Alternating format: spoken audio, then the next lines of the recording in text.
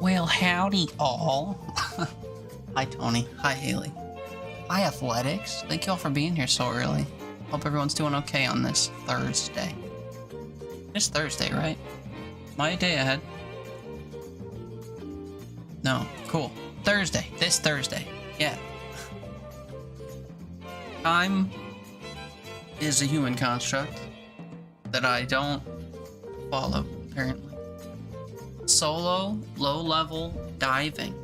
Oh, I had some friends in a group chat, people I just had a game night with, talking about Helldivers lately, or recently. I saw they added a new update where there's like an invasion happening and there's weapon customization now, and I was like, that sounds cool. And then I watched a YouTube video talking about the weapon customization, and they're like, you have to grind with and use every single weapon to unlock every individual component with which to customize your weapon. And I thought about Helldivers, and how every time I don't play it for like a month, I go back to it, and I log in, and there's all these new features that are locked behind a grind wall. So like, you know, I haven't played in 6 months. There's 8 new war bonds that each cost 1,000 in-game currencies, but you can earn that currency if you play a lot. If you explore maps, you can find somewhere between 50 and 100 on every map. So you can got, you know, you can get 10,000 or whatever and buy a war bond.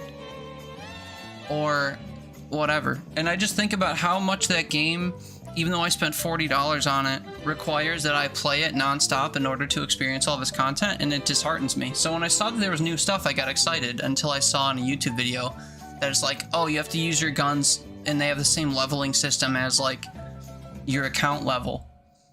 And I'm like, oh, well, it took me, like, 70 hours or something to get to level 12 on my account. So, like, I don't know if I want to play another 70 hours just so I can put a new scope on my laser gun. What's up, Ginger? What's up, JR? Just be patriotic for Super Earth, jeez. Honestly, let a bug fucking eat my family in front of me, honestly. That's a reference to, like, the trailer or whatever of the game. But anyway, hi, Ginger. Hi, JR. Hi, everyone. Thanks for being here. We're playing more Against the Storm tonight. Ginger, I hate to have to correct you, but I looked into the frogs in this game. They are exclusive to the DLC. Because I was curious how many species there were, and in the main game there's only 5, I think. Also, I started playing off screen and I saw one of the newer ones. I have experienced harpies now. But yeah, there's only the starting beavers, lizard people, and humans, and then you eventually get harpies and foxes. Those are the only 5. And then if you want the frogs, you have to buy the expansion DLC that's like $15. Which is more than I paid for the base game. So I don't think I'll be doing that. But yeah, foxes. Foxes are the other one. I was curious about it, because when I launched the game today, I was sitting on the title screen and I saw the frog thing and I was curious. So I clicked on the DLC to look into it, and they're like, frog, frog, frog. It's all frogs. And I was like, okay, but aren't those in the base game? And then I pulled up the wiki, the official dev wiki, and it says that they're exclusive to the DLC, so I wanted to pass that along. Not a big deal, but I just wanted to point it out, because it was something I learned and was disheartened by, because I would have liked to play frogs too, because frogs should be in everything, and they should be free. That's right. That's right. A friend of the channel, Atuli Tutu, would probably agree with you too. She's a big fan of frogs. But anyway, yeah, so we're playing more Against the Storm tonight, and I fell asleep on my, well, we'll say couch, but it wasn't a couch, for like 5 hours again, so I guess I should be up until 4 or 5 in the morning again. So, we vibing. If you're with me here tonight, thank you for joining me. But yeah, we're playing more Against the Storm. I played it a little bit off stream since last night to kind of establish myself a little bit, because trying to learn everything this game threw at me last night on the fly just wasn't really the vibe. I was struggling. So, how do you stay up so late? So it's a series of perpetual bad decisions and mistakes, essentially. So for the longest time, I was sleeping as much of my life away as possible to kind of time travel, like especially during work, because I have the luxury of working from home and having a job where, well, it used to be where I would support clients, and, you know, if my clients were self-sufficient enough, I wouldn't hear from them that much, and thus I wouldn't have much to do. So I would just take 20-minute naps throughout the day, and I'd wake up briefly to an alarm, and I'd check to make sure I didn't get any Teams messages or emails, and then I'd fall back asleep for 20 minutes, and I'd rinse and repeat until like 3 in the afternoon. And then I'd wake up and do, you know, 2 hours of actual, like, bookkeeping work. And then, that kind of established in me a need, like, doing that over time established in me a need to sleep, like, a disgusting amount of time a day, like anywhere between 12 and 16 hours a day.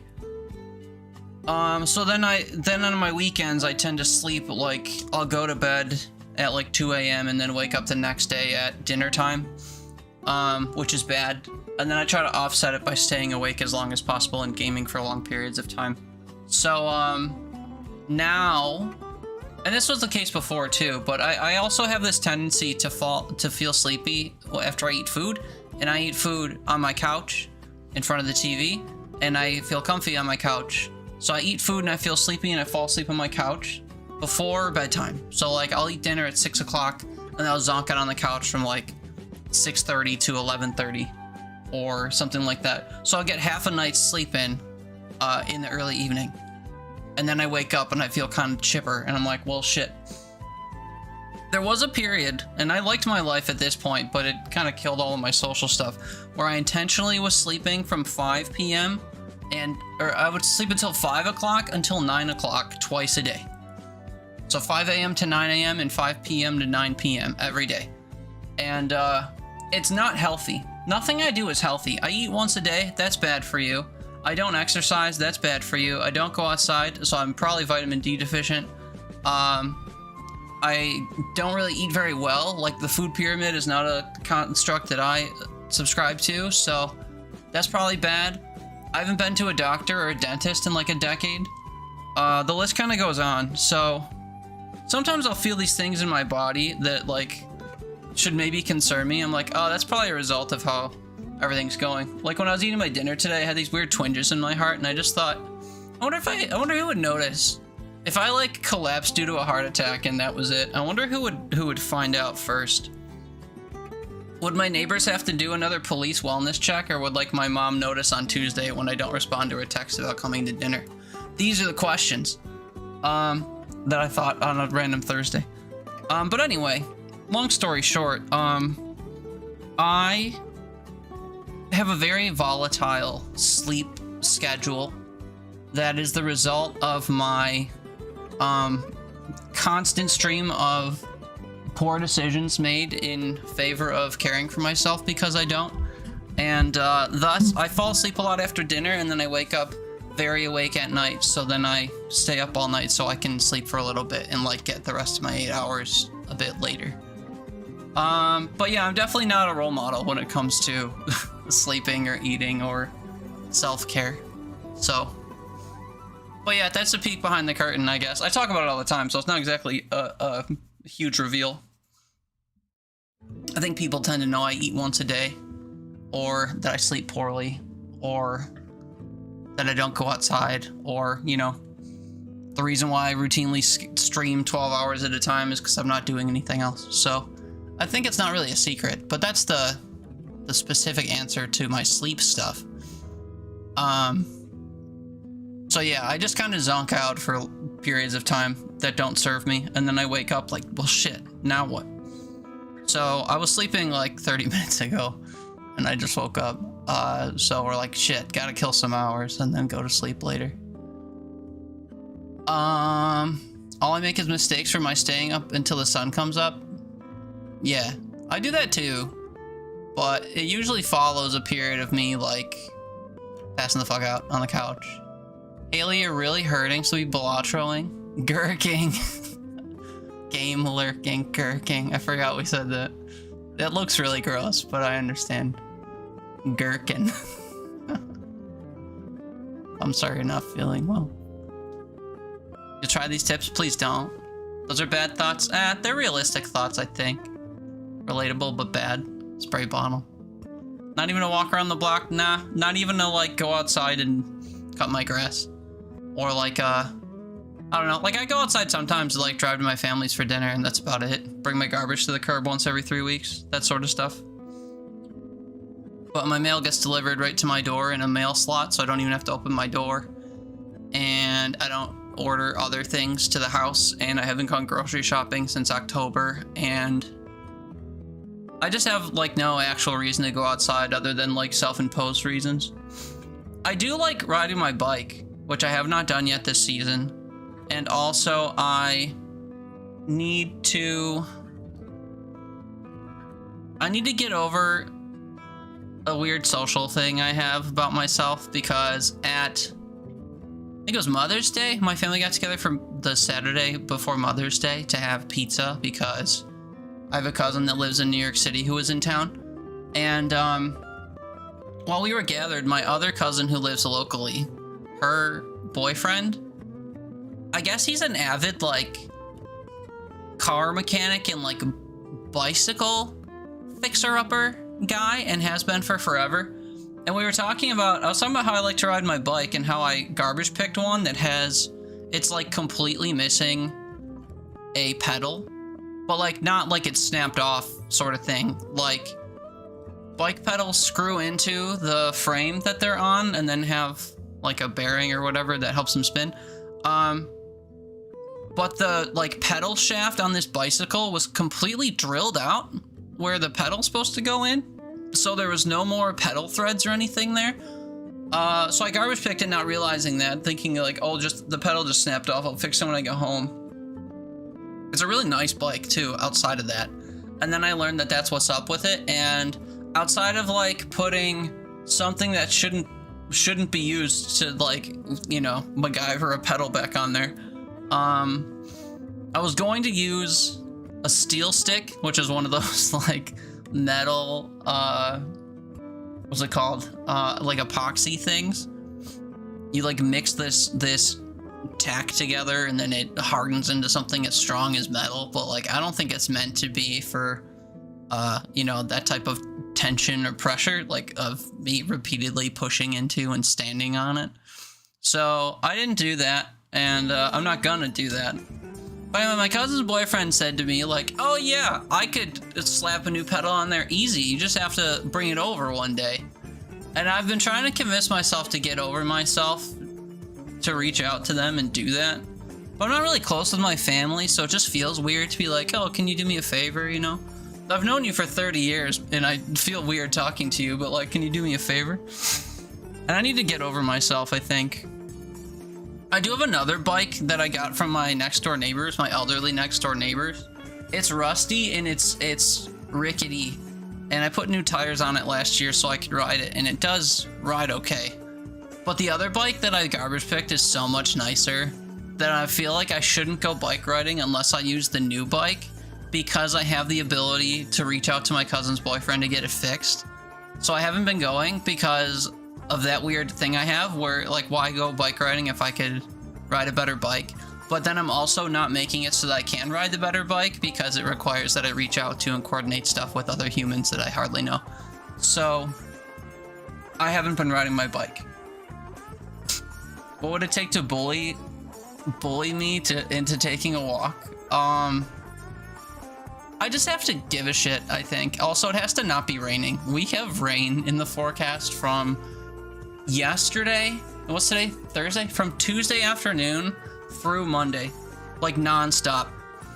I could not find a single In the day-to-day hourly forecast, I cannot find a single hour where it was even overcast instead of rain. It's just like a chance of rain between now and next week. So I don't think I'll be going walking. Walk with an umbrella. Get an umbrella. Yeah. I might have an umbrella here, actually. I think I have a Wicked umbrella in my trunk. Ba, ba, ba, ba, ba. Wait. Let's see. Pretty sure work would do it well on this if they don't hear from me in a couple of days. I think my work would just assume that I quiet quit, and then they would just send me emails or a letter in the mail or something demanding my laptop back. You're asking where you're staying up is? Oh, yeah. I don't know. Just sleep at the wrong time and you'll be awake at the wrong time. Irking indeed. So you can go outside, Lost Skies 1, whenever your computer can run it, and you let me know. I tend to be around, kind of. Dude, Outro, did you see I won one? I did see, congrats. It's hard to win, actually. I have only won a handful of times myself. Morning, Teeter. Morning, War. Sorry, I'm behind already. I'm ranting about how poorly I take care of myself. Hi, JJ. I saw your message right away. What's up? Happy evening. Get that bike fixed up? Yeah, I don't want to have to be social, unfortunately. Oops, I clicked on War's name while I was fidget scrolling through my own chat. Dude, your lawn is so long. Dude, same. I cut my lawn once this year. It was 2 weekends ago, because this past weekend, it was raining. And 2 weekends ago, it was covered in weeds, so I cut the lawn real short, and then I looked out on the lawn, and it has these, like, spindly dandelion stems everywhere. My lawn looks like a breeding ground for, what are those called? Like bean sprouts, except they're just dandelions with no heads. So my grass is short, but I have these like 8-inch long dandelion stems fucking everywhere. Also, I didn't cut my back lawn the first time I cut my grass for the year, so my back lawn is as long as it could be. I did that once last year. I had some stint where I just refused to cut my grass, and the grass came up to like my belt line, I want to say, and I had to cut my entire lawn in the back with a weed whacker. I didn't know where to put the grass. I ended up raking it onto a tarp on the concrete pad I have back there and letting the sun dry it so I could fit it in a bag. So yeah, my lawns are a mess and my garden beds are a mess, and I never trimmed my bushes this year, so those are all out of control. And the weather's like perfect to go out and do yard work now because it's like cold. I mean, minus it, raining constantly. When it's not raining, it's like chilly still. So I could be out there for more than 5 minutes without my skin burning off and my lungs filling up with hot, moist air. And yet I just can't bring myself to do it because it's a lot of work and it seems overwhelming, and I just don't wanna, and I just don't care. I should care, but I don't. My apathy or whatever is outweighing my shame. So I'll get there eventually, or maybe I won't, I don't know. Jerry Mower's fucked currently, and it's outside in your yard, so you don't want to go work on it in the rain. Yeah. You could drag it into your garage, I guess, if you have a garage or like an overhang or something. But I don't know. Or just buy a new one, I guess. But that costs money. Capitalism. Haley, we haven't had a dry stretch long enough to mow our lawn for 2 weeks and no break till next Wednesday. That is familiar. Plus, cutting the lawn in the rain is crap. It's pretty much not doable because lawnmowers tend to gunk up with the wet grass. Because even if you have a side discharge on or whatever, like the inside of the body of the shit just gets caked up with grass to the point where the blades start hitting it and getting stuck. And then you gotta tip the mower over and scrape all the shit off, and it just adds to the time it takes to cut the grass. So I just don't cut it when it's wet. And even when I cut it when it's not wet, sometimes it retains enough moisture to do that anyway, and I still have to, whatever, stop the mower and scrape the shit off of it. Your laptop can run it fine? Is that true? It wasn't true the first time we tried it. You haven't cut yours yet and some of it's up to your hips? Yeah. Well, hey, there you go. Then you don't have to fix your lawnmower because you get to use your weed whacker to cut it. Bruh. My cats probably love it stalking prey. Oh, that's true. I don't have my cat that I have isn't an outdoor cat though, so she doesn't get to benefit from my, what do you call that? Negligence. Emotes. You're losing your own ante 9 round 25. What's the winning ante? 10? I know it starts to get harder on 7 or 8. Like, if you can get past 7 or 8, usually you can kind of coast to the end. Oh, 8's winning? Pfft, then okay, lose on 9. Who cares? End your run and, start doing, like, whatchamacallit, sealed runs or whatever. Red seal. Or move on to a different deck. You're looking to, like, complete the game. Or just vibe. I don't know. Don't let me tell you what to do. It's not the end of the world if it ends. If you've already won. Gary got, like, a good hour before it died when I stopped trying to stream it. Yeah, that's true. That is true. But I don't know what causes it to die every time you play. Did you, like, scale all of your visual settings or whatever down? I don't know anything about, like, game optimization, but, like, is there a way to change the settings and hope that you survive longer? I don't know. But yeah, we could play sometime. Just, like, pin me on Discord or whatever, and if I'm around, we could try to vibe again. See how it goes. You won either way? Yeah. Yeah, you did.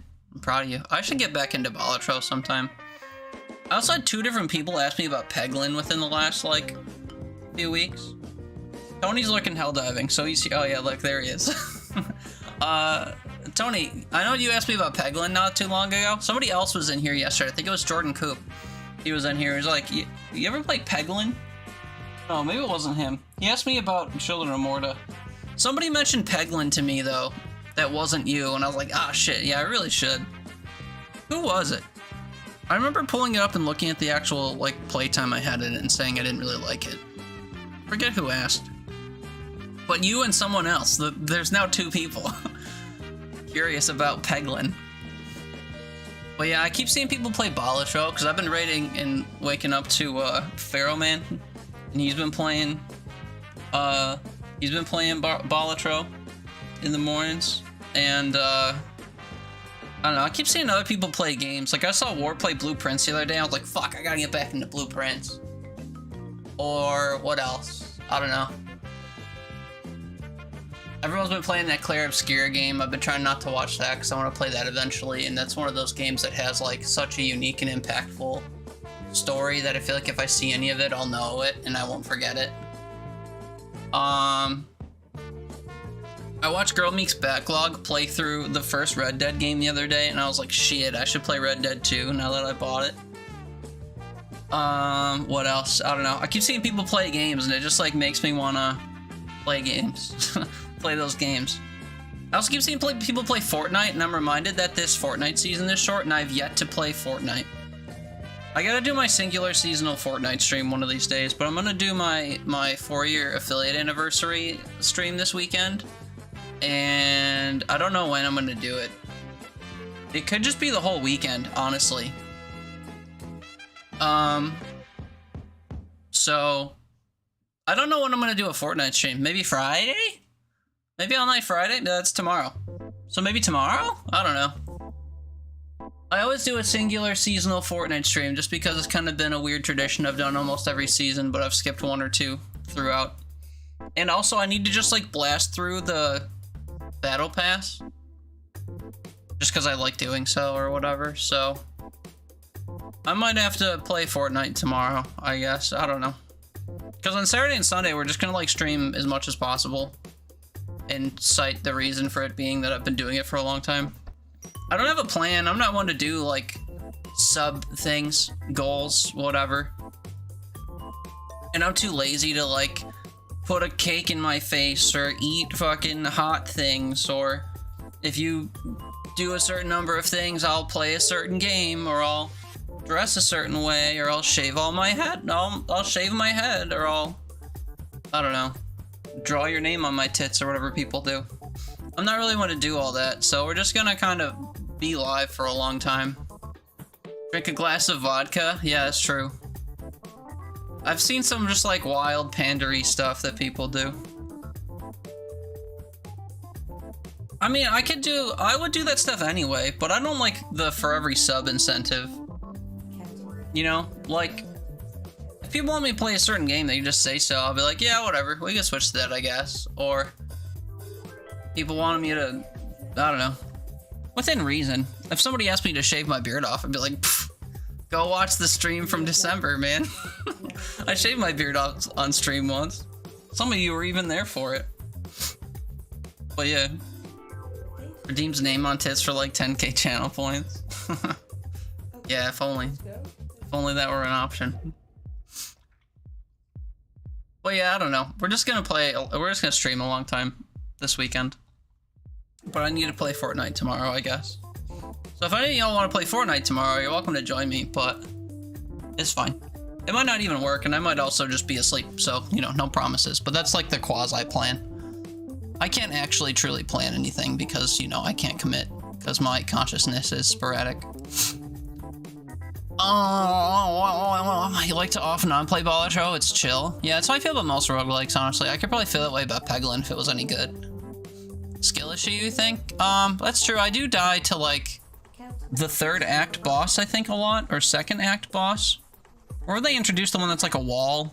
Or the one that's just like an endless slew of enemies or whatever. I don't really remember, but I got PTSD looking at the trailer for that game because I remember seeing its map and I was like, oh yeah.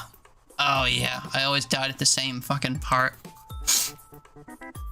Anyway, I'm behind again. JR said, oh yeah, everything's down. Laptops is problematic.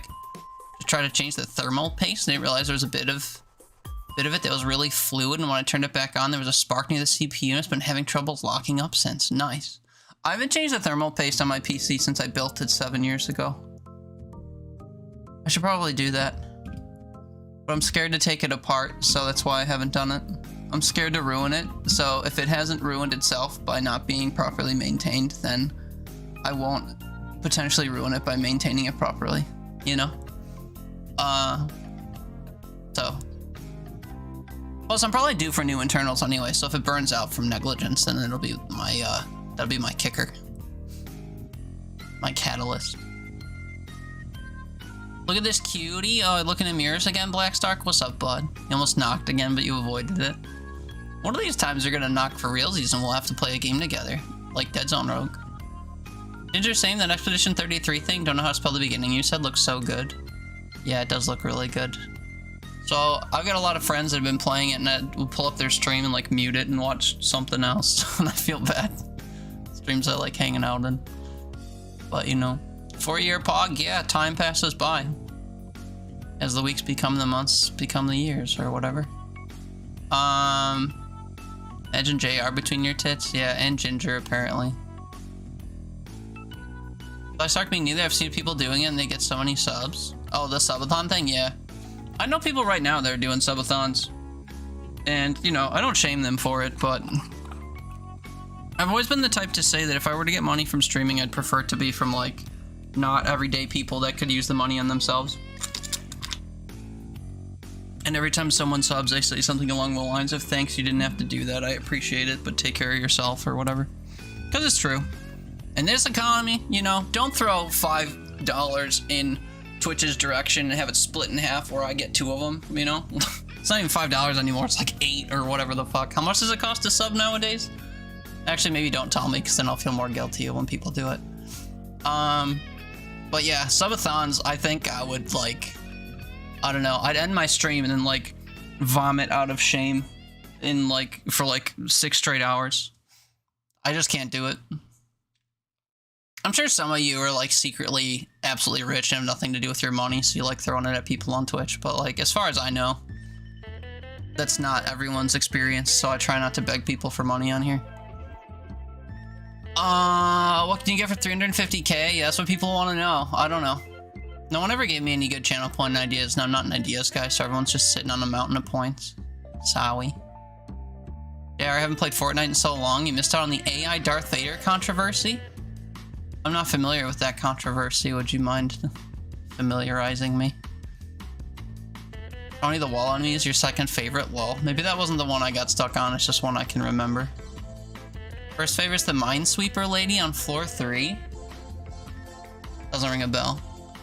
You try to main the bomb creation orb and really try to get the relic for all pegs get durable. Yeah, that's true. You hit a certain number of pegs and they explode into bombs. I remember that being a huge strategy for high damage when I played bomb builds. But you know, when you play roguelikes and you have to just hope for a very specific, like, singular item, it kind of ruins the fun of the game. Like, Afterbirth plus Isaac, when all you had to do was play until you got Brimstone, and then you would just, like, laser vomit across everyone and win the game. Kind of stupid. I'm kind of glad they tweaked stuff for Repentance. Blackstark, you changed your thermite place today? And you're still waiting for your invite to Dead Zone? Last time you told me you would let me know. Yeah, that's true. That is true. I was gonna message you and Toon to try to play all together for when I had to stream it last week, and then I was like, one night on stream, I was just like, oh shit, I have to do that this week. I'll just play alone. So I did. So now I don't have like a specific deadline by which to do it. Now I just have to like casually ping you both and be like, when should we game, bros? Saw me playing alone? Yeah, it was kind of out of necessity. I didn't get an invite. I thought you'd be sleeping, man. It was like 2 in the morning. I didn't think you'd see. I thought you'd be unconscious. Don't you usually go to bed around like this time or not too much later than now? I'm pretty sure I was playing that at like 3, 4 in the morning. When was that? No, wait, no, that was earlier, because that was the stream when everyone was in here talking about, oh god, what was the hot button issue on that stream? Oh, that's right, animals we eat. We won't get into it again. that was a very lively stream. I must have done it earlier. And yeah, damn, I could have messaged you. I don't know. Got icy tears. Well, it's not like I won't play it again. I just gotta ping you in Toon, I guess, and be like, bruh, when should we link up? Jerry would never have the audacity to do a subathon. Yeah, but imagine how many names you could fit on your tits, you know? You'd be like the prime candidate for that stuff. Because I think you'd actually indulge.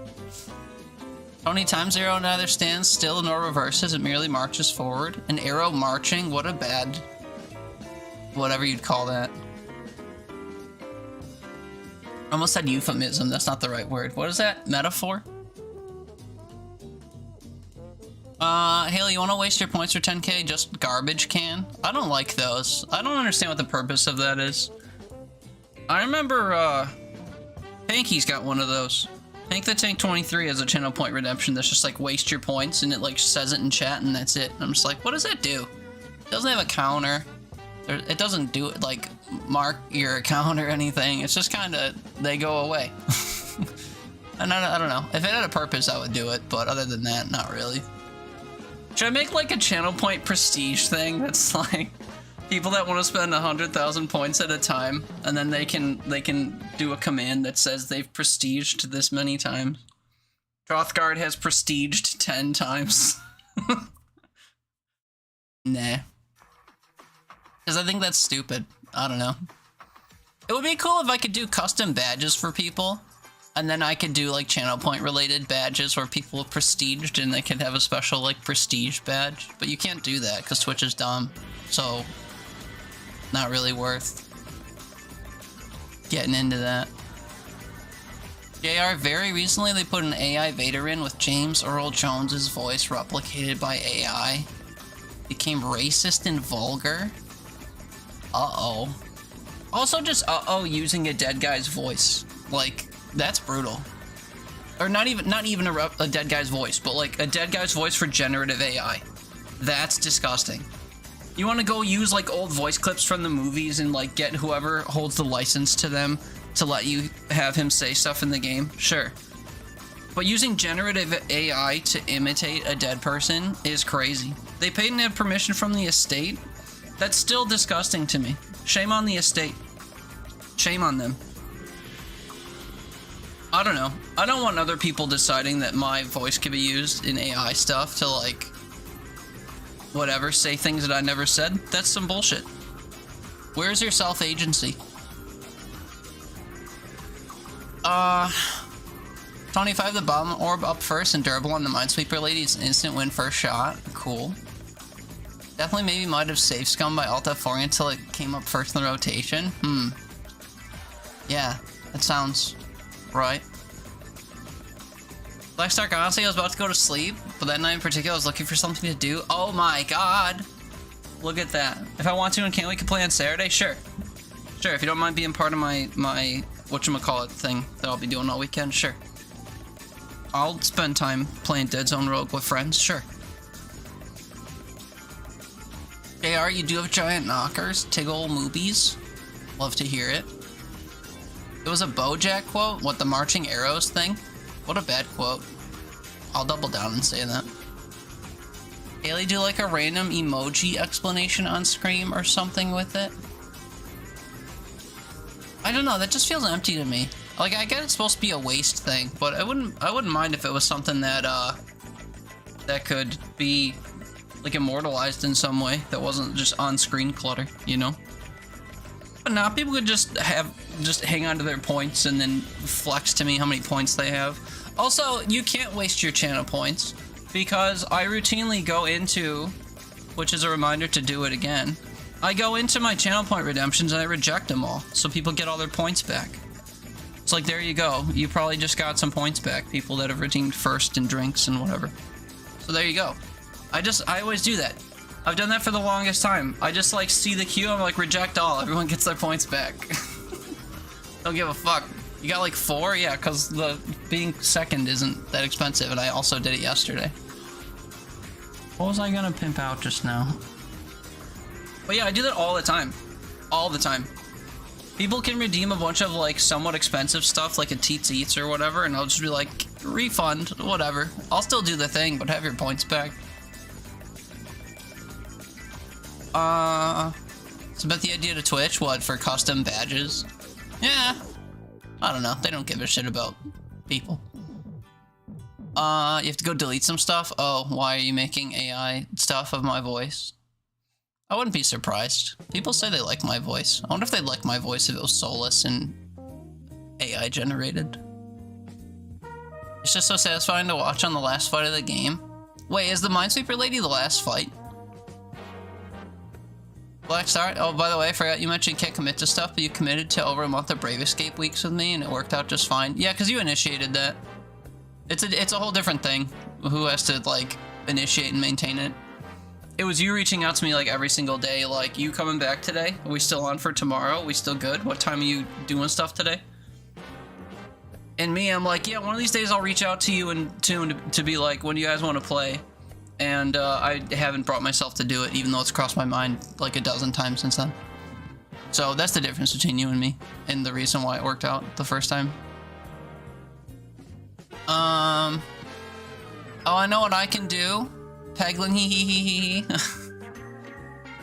Yeah, that's true. You could do that. Although it probably won't be next stream. I could play it on Saturday, though, if you want.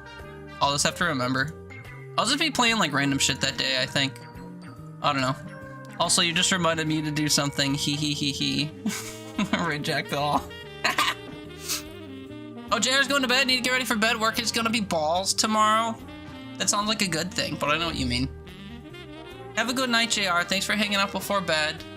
Sleepy tight. Have a good work day. Or, you know, at least get through your work day.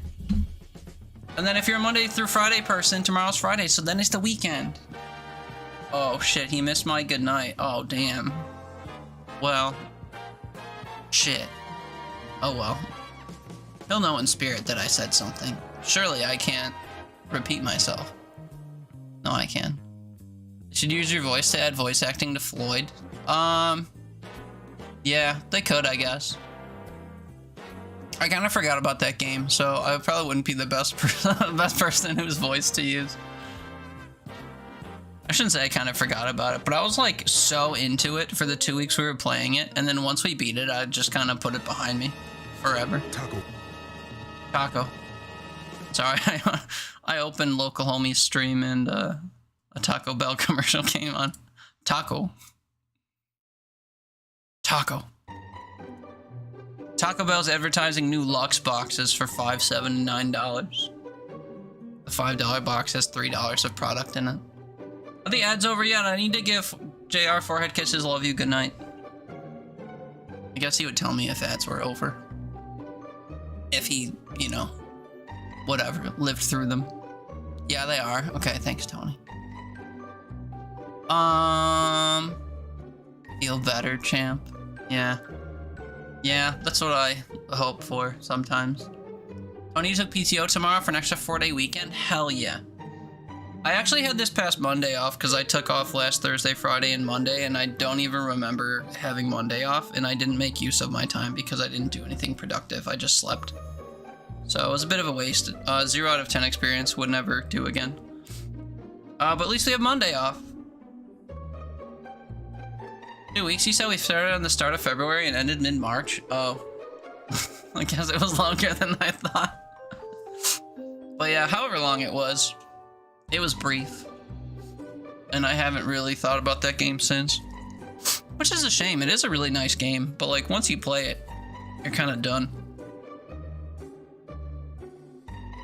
Is that a cheering or angry emote? That looks like an angry emote.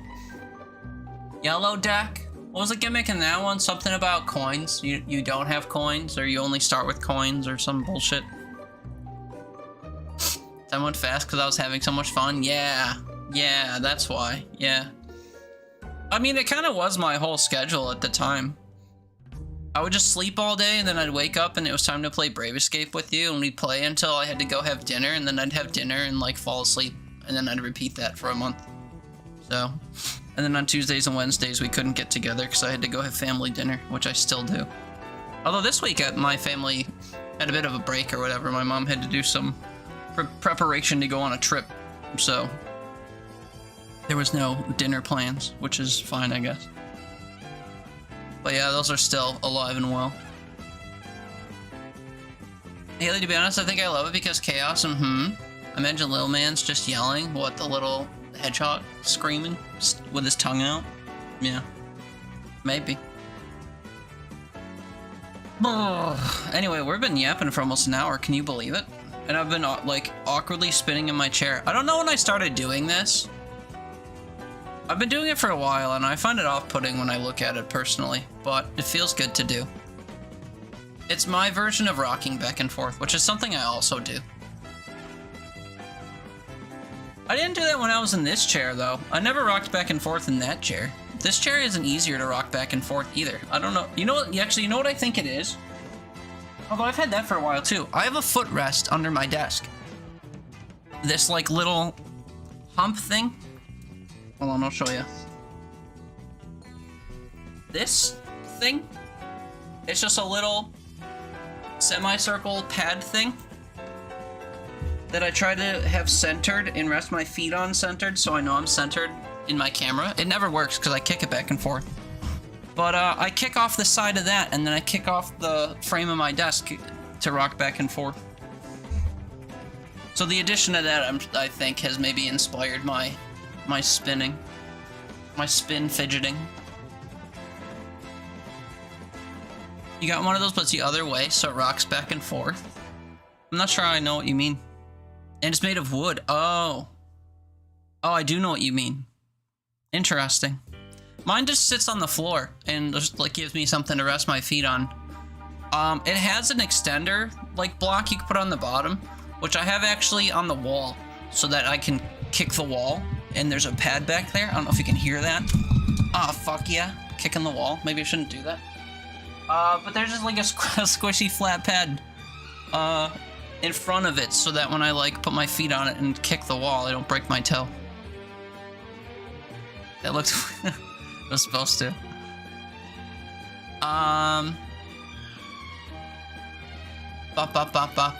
You also started doing it recently? Your reason why is because you recently got the habit of crossing your legs under the chair? Yeah, I also have a tendency to sit with a leg on the chair or like up or whatever, which is bad. I do that even now. Like right now I'm kind of sitting like a flamingo. I've got my knee bent and my one foot on the inside of my thigh.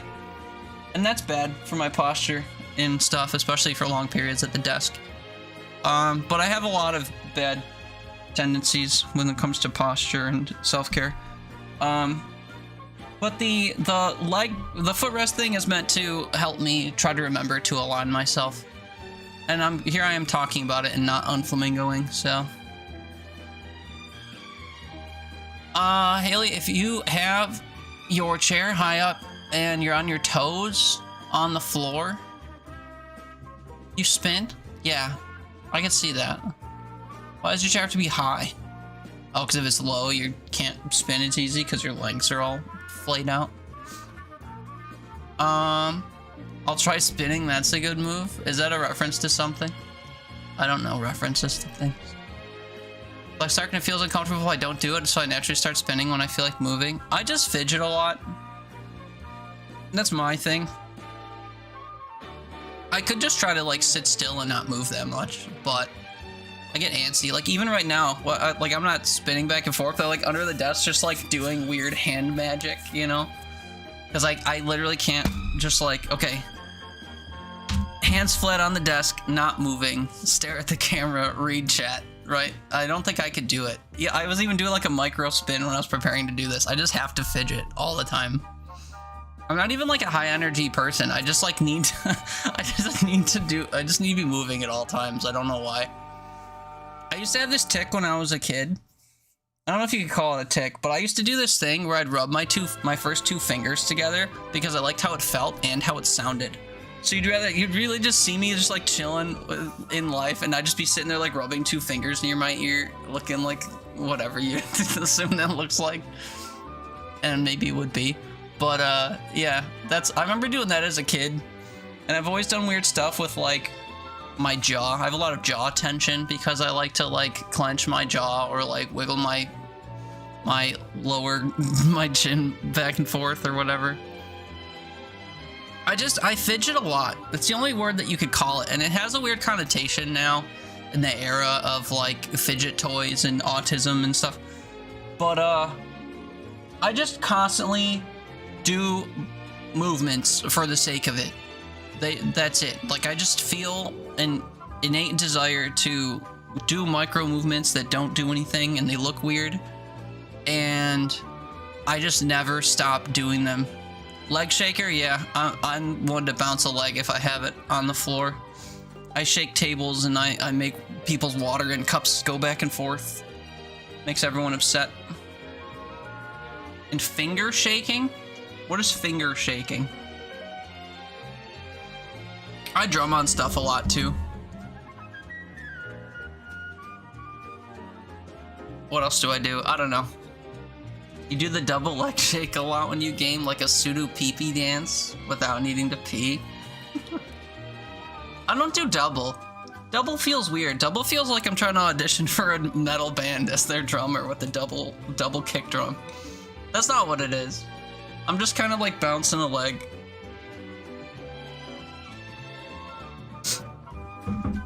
My hand is my Cricut Sona. What is a Cricut Sona?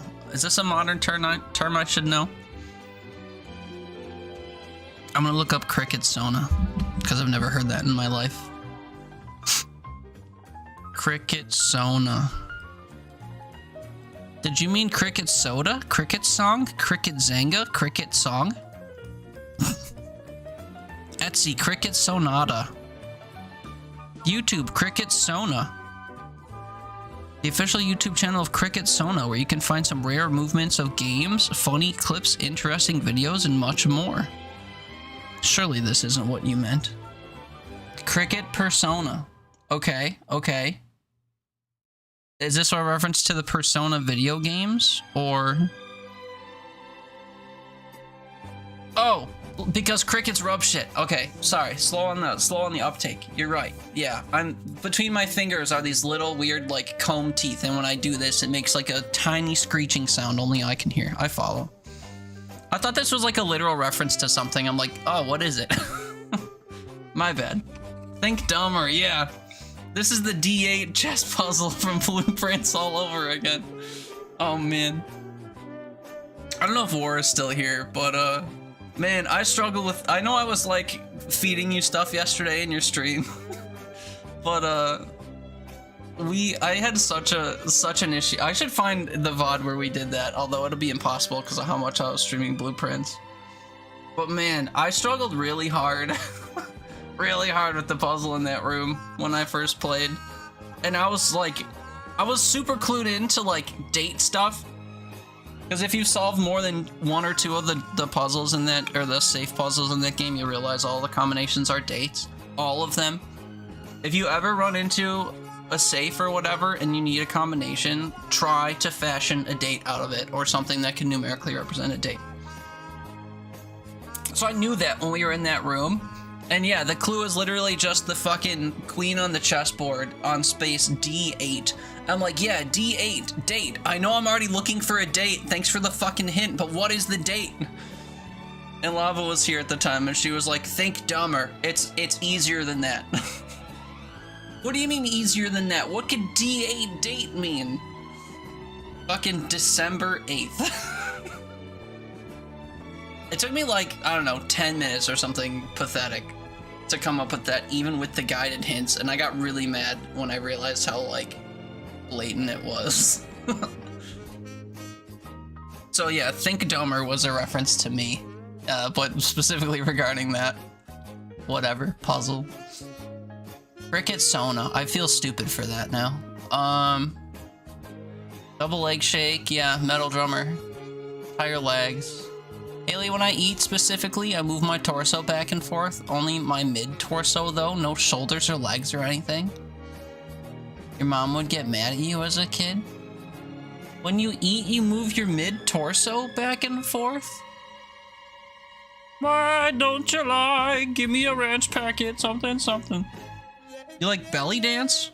What are you talking about? You move the middle of your torso, but not your shoulders? I can't picture that. This ranch Capri Sun packet is yummy. What do you mean?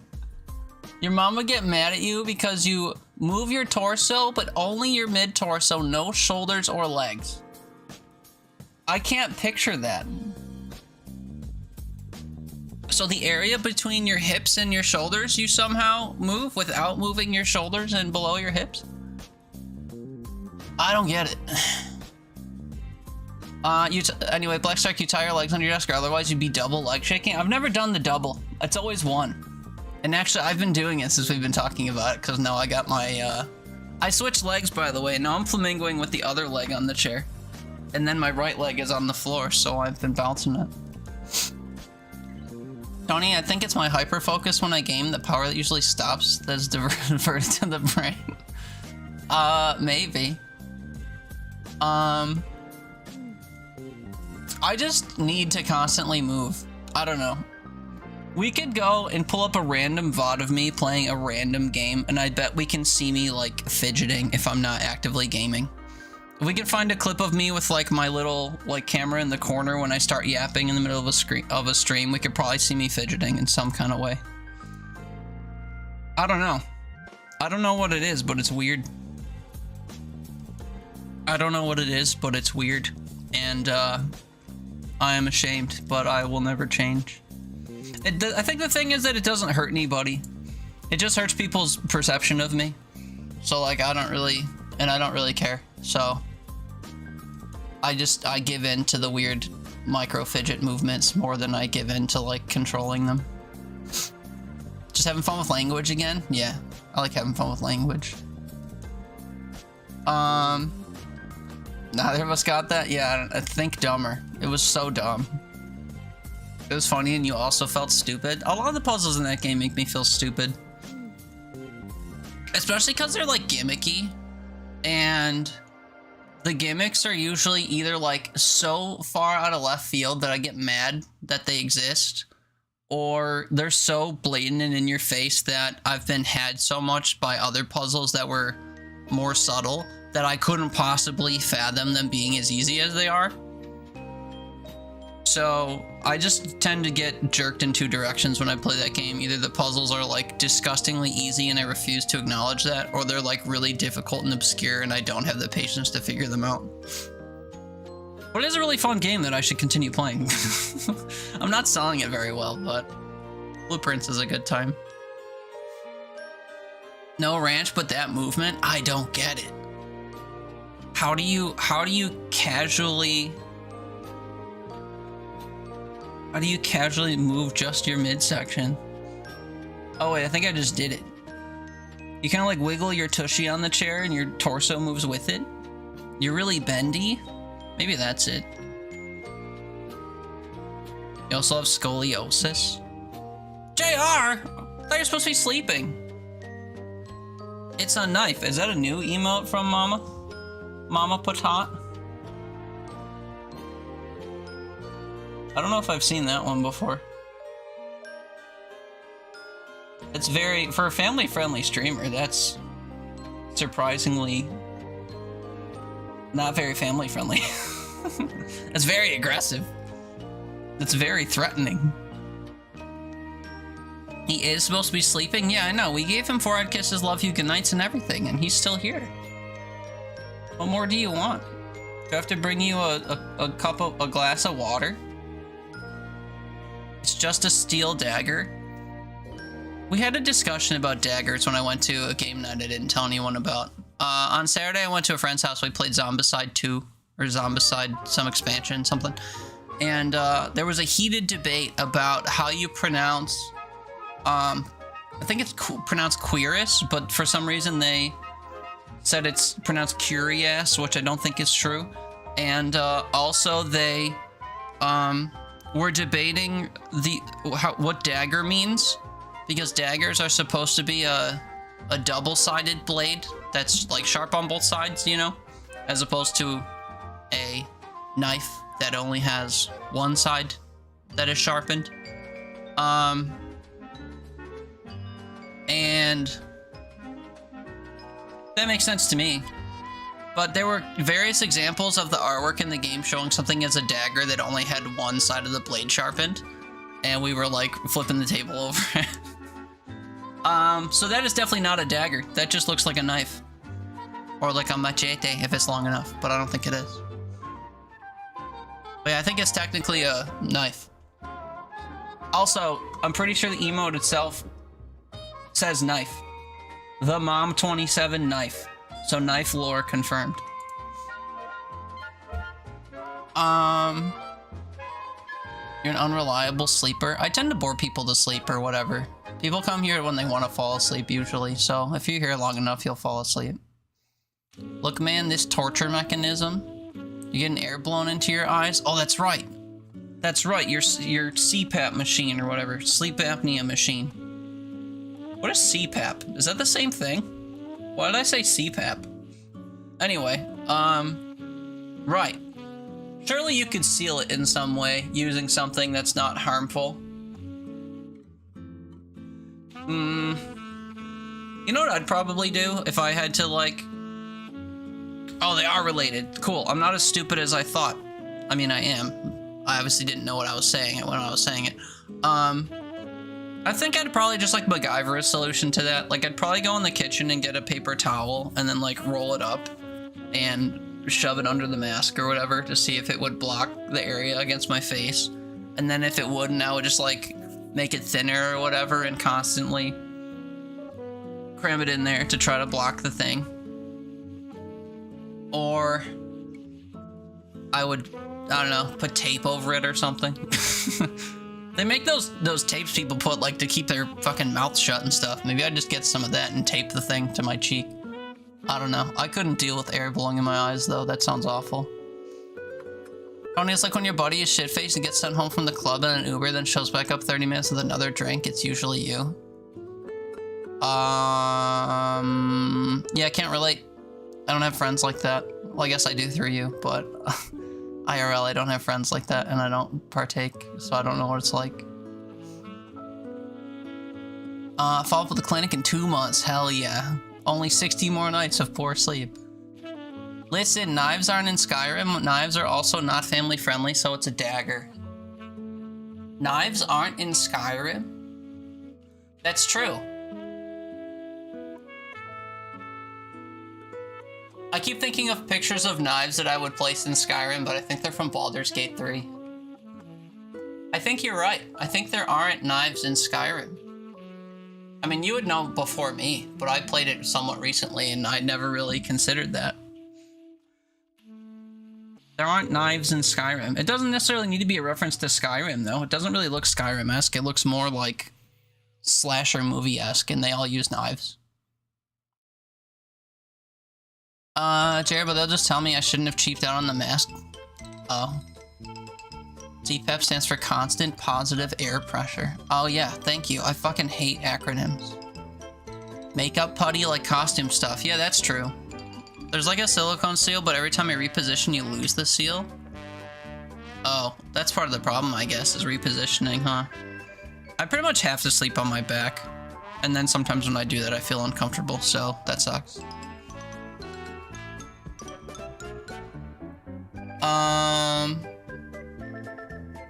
Haley, you have like years in the game. There are no weapon knives. And shush, she's literally a Skyrim streamer. She's live right now. Is she playing Skyrim? She's playing something called Gordlets. Fake fan. Also, I'm pretty sure recently she was playing Oblivion. And I've watched her play games like Unpacking and several other things. Gordlets is amazing. I've never heard of it. You want to go watch that instead? Here's the link.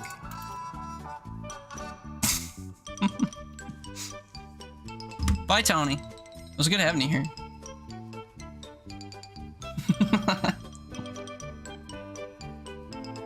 You can, it's fine. I won't be hurt. But yeah, no. She plays more than Skyrim for sure. You never sleep on your back, side only. I'm too bony, I think, to sleep on my back. Or on my sides. Black Stark, alright cutie, I'll stay lurking. You do a few thingies before heading to bed? Yeah, see, you couldn't have played Dead Zone. I'm kidding. Appreciate you, buddy. Have a good night. Have a good sleep. Have a good thingy. Appreciate you, love you. Forehead kisses, love you, good night. We'll get some games in on Saturday. I'll remember. Haley, but the title last time I checked said Skyrim Deprived. Huh? Skyrim Deprived? Huh? Oh yeah, feeling deprived of Skyrim, not gonna lie. That's literally what it says for me too. Should I refresh the stream? Does it still say that?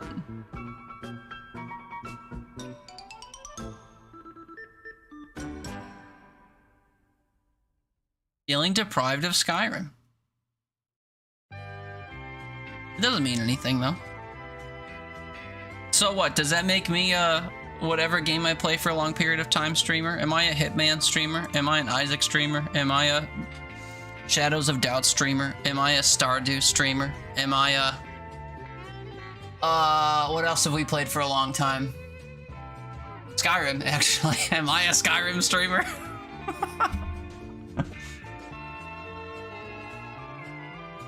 Isaac, I don't know, man.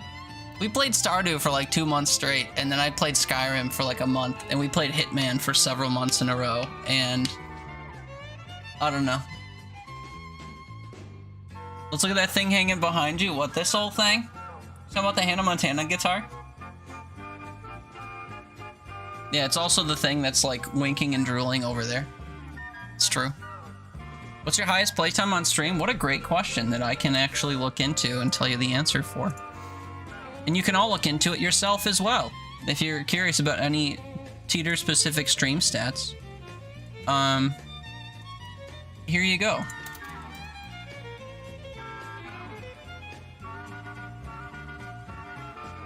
What is my most played game? I fear that it's Fortnite, which wouldn't make any sense. Games. Verify I'm human. I'm literally the human that this website is about, but go off.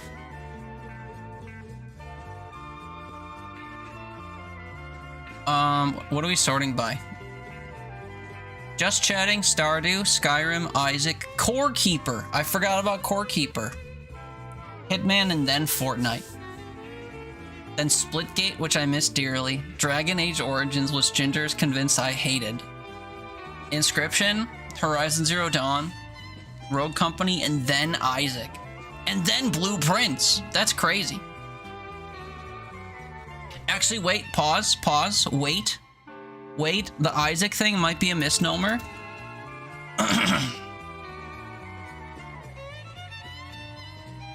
Wait, Isaac shows up twice. I have 170 hours in Isaac. The answer is Isaac. I didn't realize that Isaac shows up twice. Yeah, that's weird. The Binding of Isaac Repentance, 59 hours, and then also The Binding of Isaac Repentance, 110 hours.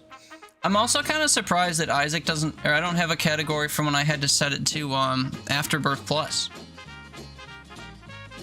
Because I did used to stream it when it was Afterbirth Plus too.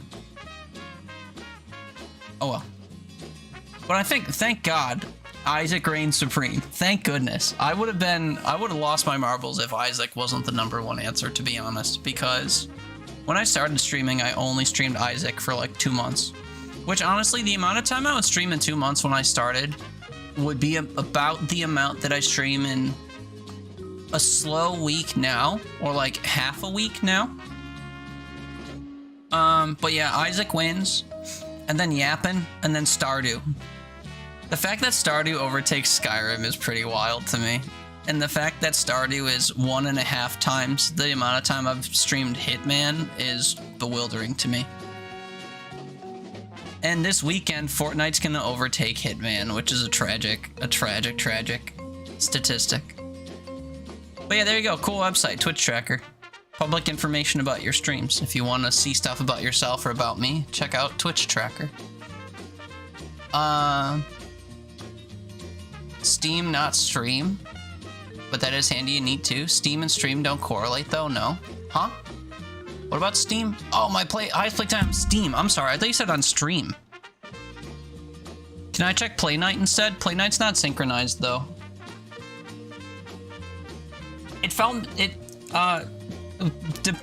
Based on what we were talking about, it seemed to make more sense to talk about most played on stream, but you're right. I should check Steam. I'm updating my Play Night library though, so we can see times of various games. It's gonna take a while though. But I will answer your inquiry on Steam. How do I do that? Go to my library, sort by hours played, Core Keeper. 705.2 hours on Core Keeper because of all the times I've played through the game with people and to record YouTube content. And also I've had to leave the game running in order to like do stuff. So it's Core Keeper, unfortunately. Then Isaac, then Stardew, then Hitman, then Skyrim, then Baldur's Gate 3. Then Repo, believe it or not. Repo is my 6th most played game on Steam. That's crazy to me. Then PlateUp, Balatro, Gungeon, Terraria, Helldivers, Brave Escape, and then Hollow Knight. Party Animals, Stack Lands, Blueprints, Dragon Age, Slay the Spire, which I'm shocked to see. Then Brawlhalla. What are these games? But I've played some of these games on multiple platforms. So like Isaac, for example, I've also played on PlayStation. And Hitman I've played on PlayStation. So it's not true to form. But the short answer is Core Keeper. And most of that I did off stream so I could record YouTube content. That's where my god tier quality YouTube shorts came from. Hours and hours and hours of playing Core Keeper and recording stuff. Steam and stream don't correlate though, no? No, they don't. Because I play stuff offline. Yeah, I remember Splitgate. It was fun for a bit. I loved Splitgate. And then they made Splitgate 2 and it sucked. War, apparently you're a Minecraft streamer. I could have told you that from all the shout-out clips I've seen of you. Like 9 out of 10 clips are Minecraft clips. I wasn't there for the Minecraft era of War though, even though you were playing Minecraft 2 weeks ago also. The original Minecraft War era was before my time. The majority of gaming is done here anyway. That's not true, as it turns out. Teeter, the Isaac streamer. It makes me want to cry. I've never even played that game. Shit, what game was that? Isaac? Makes you cry that Isaac was my most played game? Or Core Keeper? Yeah, you know, your most streamed game, hands down, was Tears of the Kingdom. I've never played a Zelda game, and I'm not gonna. Rip Hitman. There was a time when I wanted to try to do... I was gonna try to consistently stream every Friday. Real fans of the channel will remember this. I had a plan on every Friday. I was gonna alternate between continuing Hitman and continuing Skyrim, and just begrudgingly force myself to play the 2 games that like people like watching me play. It lasted 3 weeks. I played Hitman, and then I played Skyrim. Oh no, actually I started with Skyrim. I played one of them, I played the other one, I played the other one of them, I didn't want to go back to the other one, and I stopped doing it altogether week after week. But also I don't stream on every single Friday, so that's part of it too. But that was the goal. The goal was to play those games. But yeah, rip Hitman for sure. Tony, yours is your stupid dinosaur game, 1200. Stupid dinosaur game. What game is your stupid dinosaur game? It doesn't ring a bell to me. Beasts of Bermuda?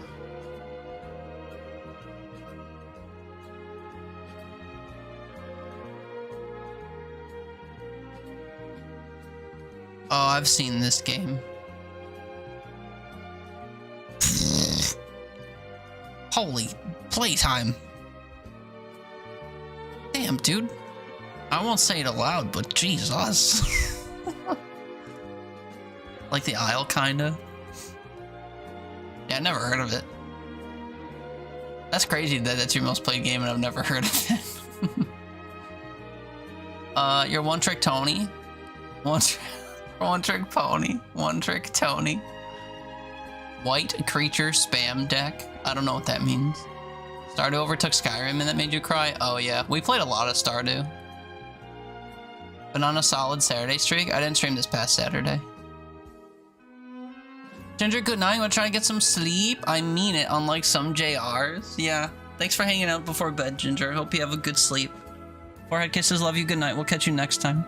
Have a good sleep and a good tomorrow. One Trick Tony. Yeah, what a funny misread. Accurate. Anyway, should I play this game or should we keep talking about random stuff? I'm fine talking, but like, did any of you actually want to see me play this game? I'll play it eventually. We can whatever. But Night Fibber. I think he meant to try to sleep, but just, you know, the dry eyes from the CPAP machine didn't help. Actually, maybe a CPAP machine would help you sleep, because if the air blowing on your eyes, if you just like leave your eyes open and let the air dry out your eyes will crust over as if they have eyelids, and then you'll feel like your eyes are shut, and then you can sleep. And then you won't feel the air blowing on your eyes because they'll be crusted over with dry eye. So then you can sleep soundly with your eyes wide open. Eyes crust over like Homer's in that one episode? Sure. I don't know the reference, but probably like that. Oh no, I switched over to the game. It's fine. It's fine. We can still talk. I can pause this game. Well, yeah, I know it's a Simpsons reference. The Simpsons has like a bajillion episodes, and I've only seen like 6 of them, so I unfortunately don't know which episode. Oh no, gross conversation changer? What? Do you think dry eyes are gross? I mean, they're uncomfortable for sure, but like, they're just eyeballs.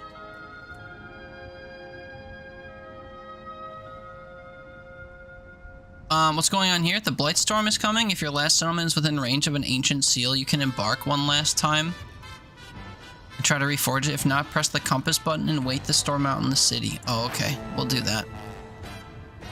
It was one of the Simpsons episodes. That's true. I don't know if I've seen it, though. Rusted eyes to fall asleep. What the hell? Hey, man, when you got air blowing on your eyes, you gotta do what you gotta do to stay asleep. Okay, we break the cycle, break the chain, something, something. There's one song by the group You Plus Me, which was a collaboration between Pink and Dallas Green of City and Color, that I have stuck in my head. That's not very good, to be honest. It's called Break the Cycle, and I only know of it because it played on repeat at the retail store I used to manage back in the day. And when this said end the cycle, my brain thought of that song. It's weird how things work.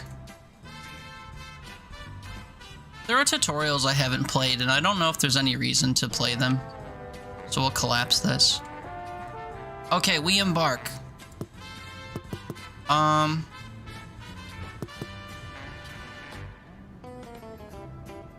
Special reward royal resupply. Sure, let's go here. I don't know what this is. Let's go over this way somewhere. 8 humans and some food, 5 humans, 3 beavers and some stuff. The stuff that's here fuels lizards. Wait, should I see if I have any points to spend? Where do I do that? Smoldering City. Oh, apparently I've completed a deed. Complete 30 orders. Look at me go. So yeah, on the permanent unlock tree, can we get some stuff?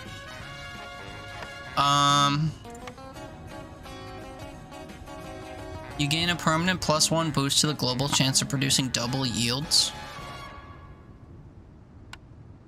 You get permanent -2 to the speed at which the queen's impatience grows, and you get 30 seconds of time after reaching maximum impatience to try and save your settlement.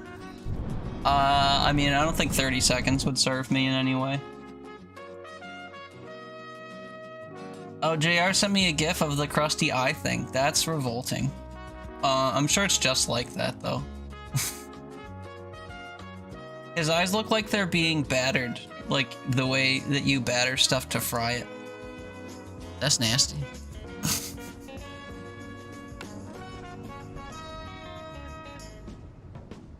Oh wait, we can do an embarkation thing that lets me get new villagers. Let's do that. Okay. Also, we have a hot one-armed, one-eyeball ant now that we can go visit, but I'm not gonna. We'll do that later.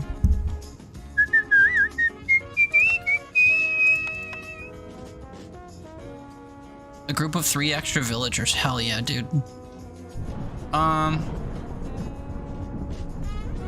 wait, but this comes with 2 extra villagers? Also, I think we're gonna try... I'll play one map on the baby difficulty, but I was trying to scale it up to the next difficulty, and I was struggling.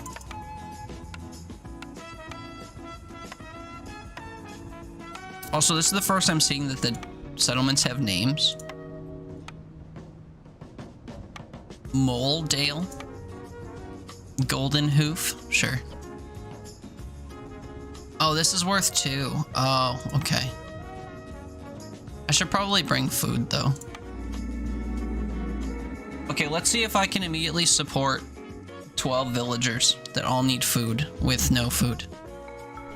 We'll see. Trees give more wood. Dangerous and forbidden glade warnings are disabled. Oh no. Well, we just have to assume the big ones are the bad ones. And then villagers have a chance to not consume food. Okay, good to know. So if you haven't seen this game, welcome to Against the Storm. This is a like procedural city builder where you randomly get buildings to choose from that boost each other. And you basically just have to do tasks to please an omnipotent queen who demands things of you. And you have to fill this blue bar all the way up to establish your settlement and win the game.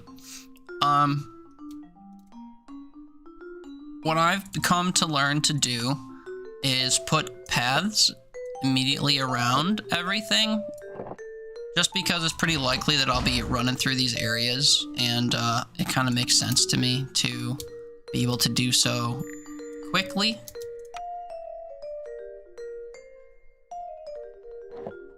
But anyway, here are all of our gatherers. We have 9 humans, 1 little beaver, and 3 harpies.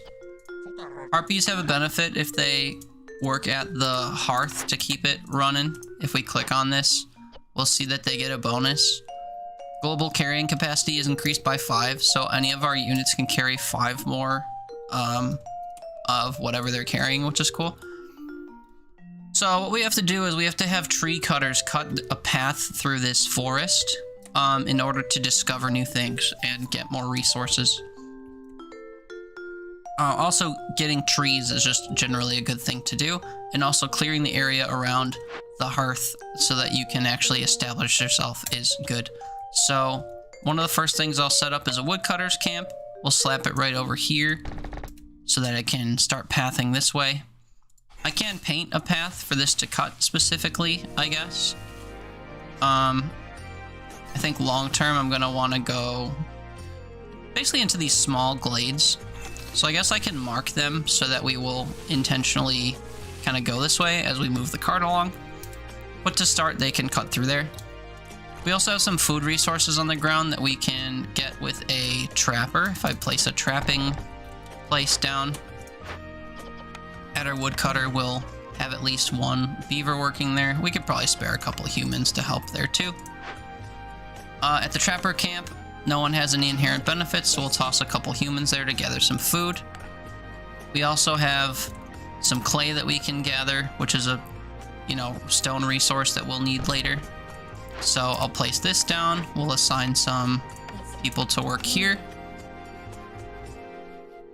I'll set up a second woodcutter's camp, heading this way. I'm sure that big glade over there is maybe a dangerous one, but I'll still look to path through here, I suppose. And then through some of these smaller glades, I guess. Something like that. The dangerous places you go basically just have effects that, if you don't tend to them quickly by providing certain resources, they can harm your villagers. What else do I like to do right away? I like to establish housing within the bounds of this hearth, however you say it. So I'll just set some houses to be built. And apparently I can't fit anything in that little nook, unfortunately. 3 people per house. We have a total of 13 villagers. So unfortunately 4 houses isn't going to be enough for them all, but it's a good place to start, I guess. And then lastly, we get to choose from different building types right up front in order to start producing things. Whenever you go to pick a building, it'll show you what it can produce and then a certain star level. The star level shows an efficiency. So if you have 3 stars on something, you'll be able to make whatever the thing that is 3 stars is, using fewer resources. So for example, when it comes to planks, if you use the crude workstation that you start with to make planks, it costs 8 logs to make 2 or 3 planks. But if you take a 3-star lumber mill, it only costs, I think, 3 logs to make 2 planks. So you're just more efficient at making those various things. So as you hover over these, you can see the different star ratings for things to see how many resources you might need to craft the various things that they talk about. Certain things can only collect things of higher rarity or value, so like the Trapper's Camp is a better version of the small Trapper's Camp that we have. And basically just, this can let you find things on the map that are pretty much like level capped, so that you can only get them if you have level 2, or like 2 stars in these various categories. But to start, I think the lumber mill will serve us, because planks are really important. Fabric is also pretty important, as it turns out. We also have to think about the wellness of our various factions here, and the things that they like. So for example, both beavers, harpies, and humans all benefit from if we generate coats. Harpies benefit if we generate boots. Beavers and harpies benefit from education. But I think if we can generate coats early on, that would be good. And coats, I believe, require fabric to be made, so if we get ourselves a weaver, this is something that can help us on that journey. Lacey, hi, good evening. How goes it? Happy Thursday, happy bedtime. Hope you're doing well.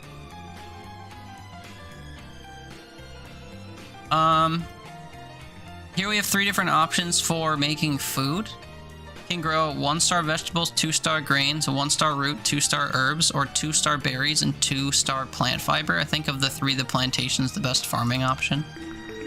Pretty good, how am I? Can't complain. Chill, easy day today. Fell asleep after dinner, so now we're streaming late at night. Another day of degeneracy, I guess. Oh look, I let go of my mouse cursor and I happen to be hovering over something that produces coats efficiently. We'll take that. Well, I just got some buildings that kind of synergize, which is nice. We don't have any farm fields in rain to put the plantation on, so we won't bother with that. And then both of these take planks in order to be made, so we should make something that can make planks. So the crude workstation can accomplish that, but I want to make sure that I didn't. I thought I took the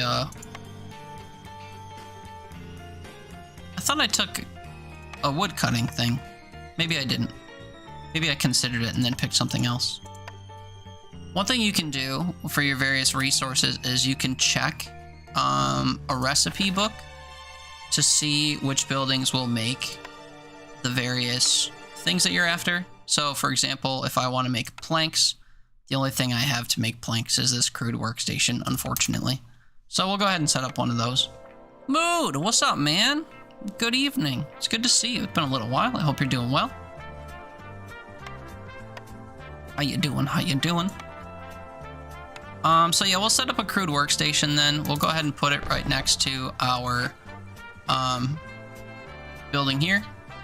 And we'll assign some workers to work here. Leaving some people without jobs will make them into builders, just like in Timberborn. So that means that we can start building various buildings that are meant to be built.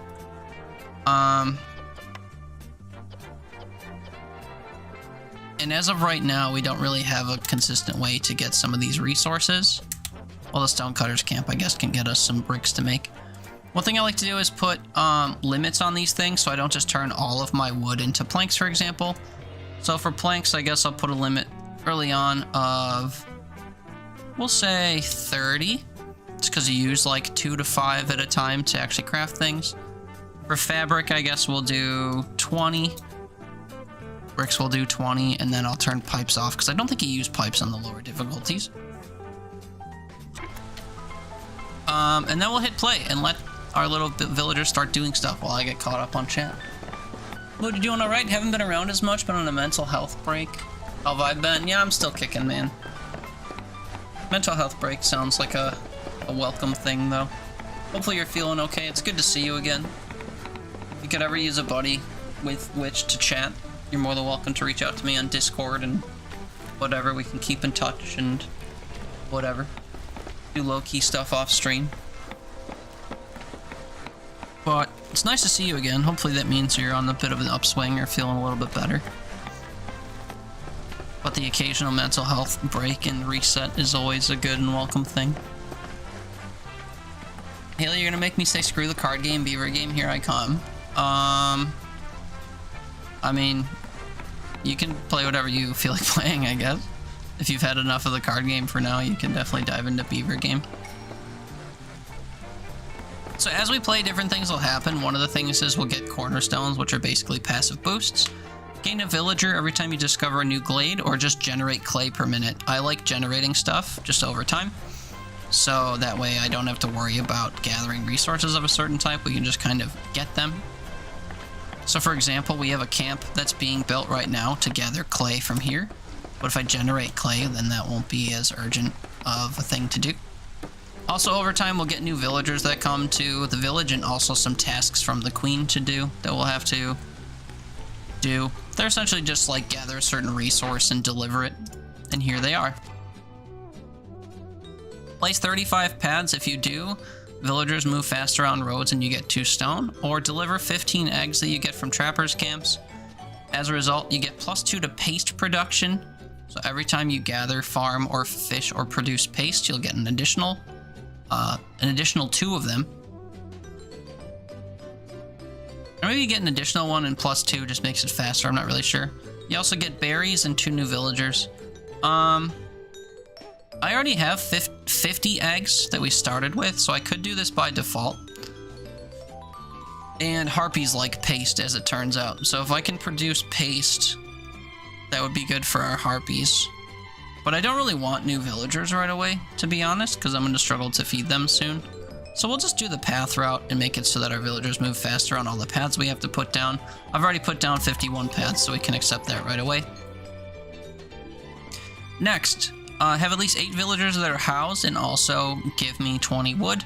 In response, you get 5 planks, 20 fish, which are a food source, and 3 new villagers, or sell goods worth at least 10 amber to a trader or trade route. This is dependent on us seeing a trader. This gives us our 10 amber back, as well as some fuel and some villagers. This won't happen for a while, so we'll pick this just so I can avoid it for now. Objective, make a trading post and deliver 5 amber to it. I don't know if I have trading posts unlocked, to be honest, so I don't even know that I could do this. In response, we get pies to eat, parts to make buildings with, and tools to use to open things. Or house people and give wood to get planks, fish, and new villagers. I guess we'll just opt into this because I know that we can do this. And once we get these houses built, this will probably just complete itself. And in response to completing that one order that we did, I get another building to choose from. Herbalist camp, trapper's camp, fishing hut, or stamping mill. These first 3 are just gathering posts. So we have a small herbalist camp already, we have a small trapper's camp already, and we already have a small fishing hut. So the only one of these that are new is this stamping mill, which can produce bricks at a higher efficiency than what we are already doing, and then it allows us to create flour and copper bars. I will craft that, and then I think in response to that, at our trading post, or our workstation, I think I'll actually just disable bricks outright. It costs 6 clay to make 2 bricks, but if we look at our recipe menu and I go to bricks here, we'll see that the stamping mill can make bricks using half the resources, and also in faster time. So it's just a better workstation overall, so long as you can afford to build it. The stamping mill actually costs bricks to make, so unfortunately I do need to make a few here. But I'll just keep an eye to make sure that we only have 2 being made there. I never assigned anyone at this woodcutting station. That's kind of silly. Let's get some bodies in here doing stuff. And I think I'll get a 3rd human. Oh, wait, no, I can't do that because I need someone around to build stuff. Sorry. Get to building. Human.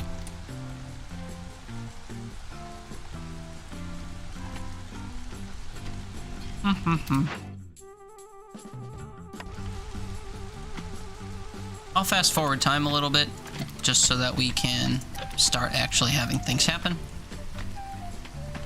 So our woodcutters are cutting their way through these trees, and they should just be doing only marked trees. I don't have these set correctly.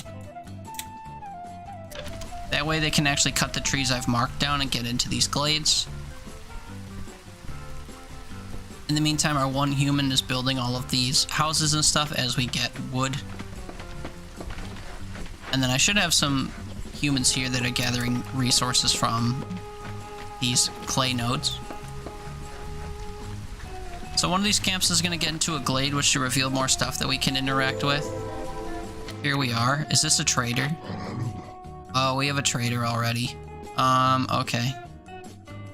So they want me to trade 10 amber worth of stuff. I could trade 1 wildfire essence or 1 part to accomplish this. Oh no.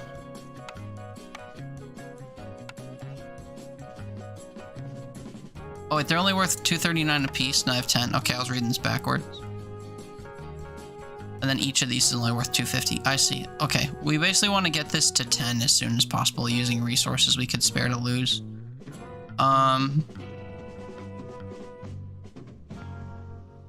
Unfortunately, I don't think I have anything like that just yet. So this isn't the only thing in this glade. We can also see that there are some things to pick up. So like there's stones that we can harvest. There's also some fiber or whatever that we can get. We have another glade that we revealed over here. I'm gonna go ahead and move this woodcutter's camp further along so it has more trees and more of a pathway to cut into more glades. This glade just has a resource that we can get. If I break this open, we'll get barrels and a chest of ancient tablets, which is actually pretty good. Or we can just get some amber at the Citadel. Or get some amber and some reputation points by sending this to the Citadel. Between the two, I'll probably like to break it open or just completely ignore it. We'll just keep going, letting things progress a little bit.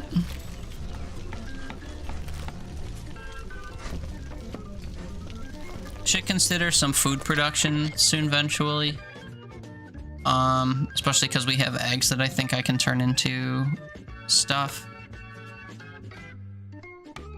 Oh wait, I never took any buildings that make food. Never mind. I thought I had something about making paste, but I think I was thinking of the coats. Producing coats would be good if I could manage to do it. What goes into making coats, though? Can I see that on here? Coats.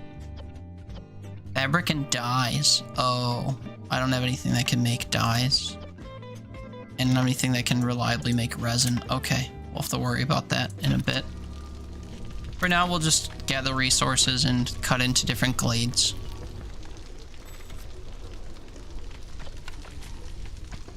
Over time, more villagers will come to our settlement here, and also we'll get more orders and stuff from the queen to do. I'll go ahead and move this camp up a little bit. Oh, it's sitting on a resource. There we go. Oh yeah, it's sitting on that box we discovered.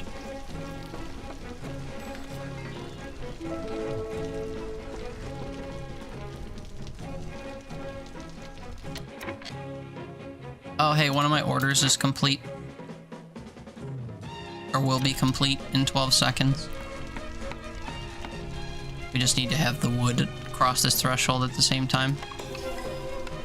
There we go. So now we have a few new villagers kicking about. Which is, I guess, bad because we need housing for them. So if I build 2 more houses, we can meet the need for our villagers.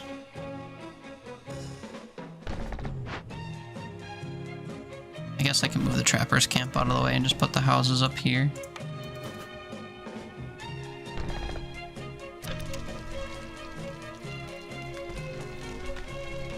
We're making our way into some new glades already. We'll just keep an eye out on that over time. There's a new building that I can take. Anything that allows me to make dyes would be good. You can produce wine and pickled goods and provision packs.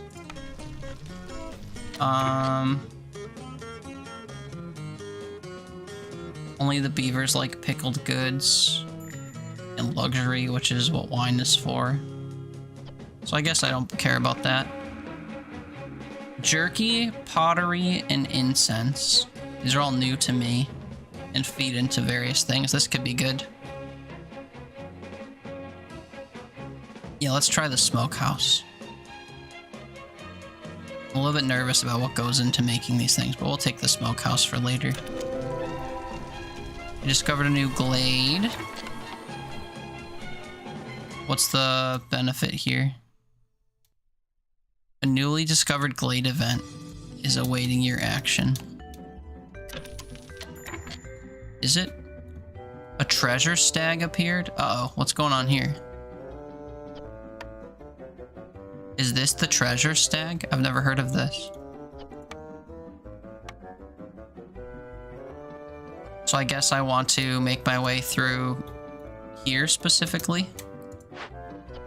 If I move this cart here, and then I unmark all these trees for cutting for now, we should be able to specifically mark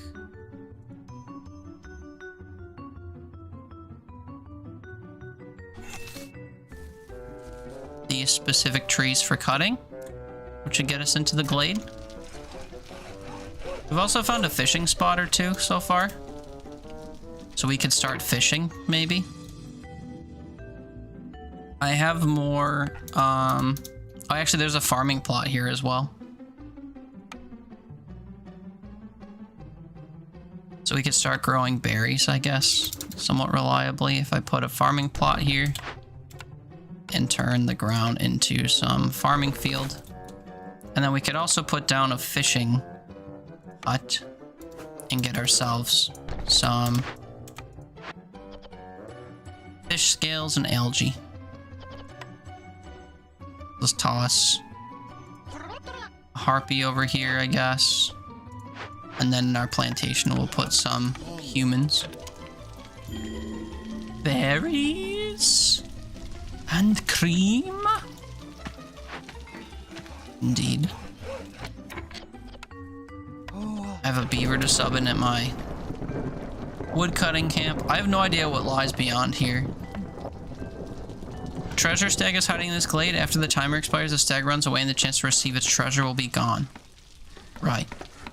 So cut through these 3 trees then, please. Can I view this guy? Oh shit, I got rid of him. No, come back. Low on fuel? Yeah, so we need to make or use or get more wood, I guess. Part of the reason we don't have wood is because I'm spending it making planks and stuff, so maybe I should stop my plank production for now.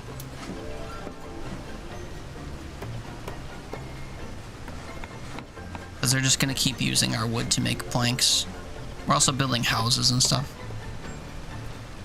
So I'll turn off plank production for now.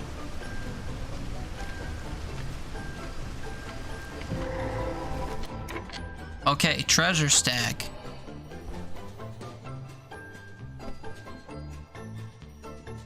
When the specified time is up, the stag disappears into the forest. Yes, if we catch it, we will take all of the treasure, but the forest will curse my riches for robbing one of the ancient spirits. I don't know what that means. Or we can be gracious and it will share some of its riches. I don't know what the difference is. But I guess we should not... We should be empathetic instead of corrupt. And we'll just investigate this. The stag vanishes into the mist, leaving you with a gift of gratitude. 25 amber and a small artifact. Strange device left behind by the great civilization. When soaked in rainwater, it radiates warm light, +1 to global resolve. So I guess when it rains, everyone's happier. That's fine. And we also found a dangerous glade event here. Petrified tree. In 13 minutes, if I don't deal with the tree, it will destroy all my planks and wood. If I cut down the tree, for the 3.5 minutes it takes for me to get rid of the tree, petrified wooden structures are slowly degrading. All homes can house 1 fewer resident for 3 minutes. Gross. Tree felling is also slower, which is bad because we're out of fuel. Or we can use resources I don't have to heal the tree and get amber. I think we'll want to cut the tree down, but not right away because I need more fuel right away, as it turns out.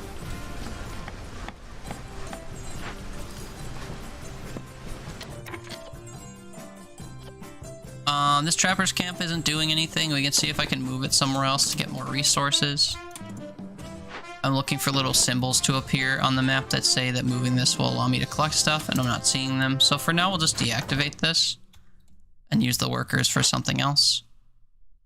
Like gathering more stones, I guess. Oh, there's all kinds of stones to gather. We'll move this camp over once we're able.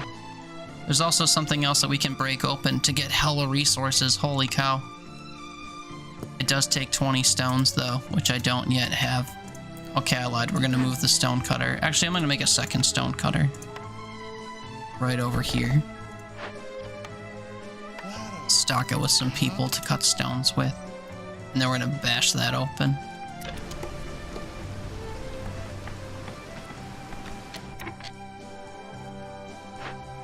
I think for now, we should probably not cut into a new glade. Instead, I'm going to move this wood cutter over here so that they cut all of the wood within their zone and basically just knock all these trees down.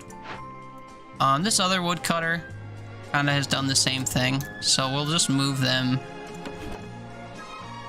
back over here and allow them to cut all the trees in their area. Maybe I should say avoid glades, just in case they cut into one of these other glades that are nearby.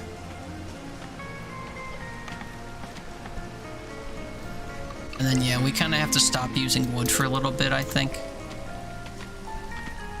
We have a passive benefit available to us. Each discovered small glade increases the working speed of scouts investigating glade events by 50% for a minute and a half. No, 3 minutes. Or the people in your settlement have survived many hardships, bringing them close together. 10% speed and 1 global resolve. This is just a good perk overall. No negative aspect to it.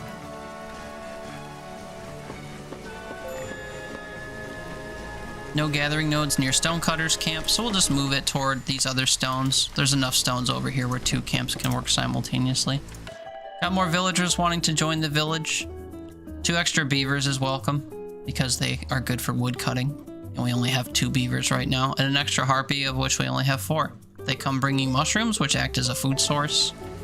I welcome that. So now I want to put my beavers at my woodcutters camps instead of humans. So if we do that, we'll have accomplished that. And that's great. So yeah, I need to focus on getting more wood, I guess, as fuel. No more queen's orders just yet. We'll have some in 20 seconds because I have time moving at double speed. We only have 1 beaver that's unhoused.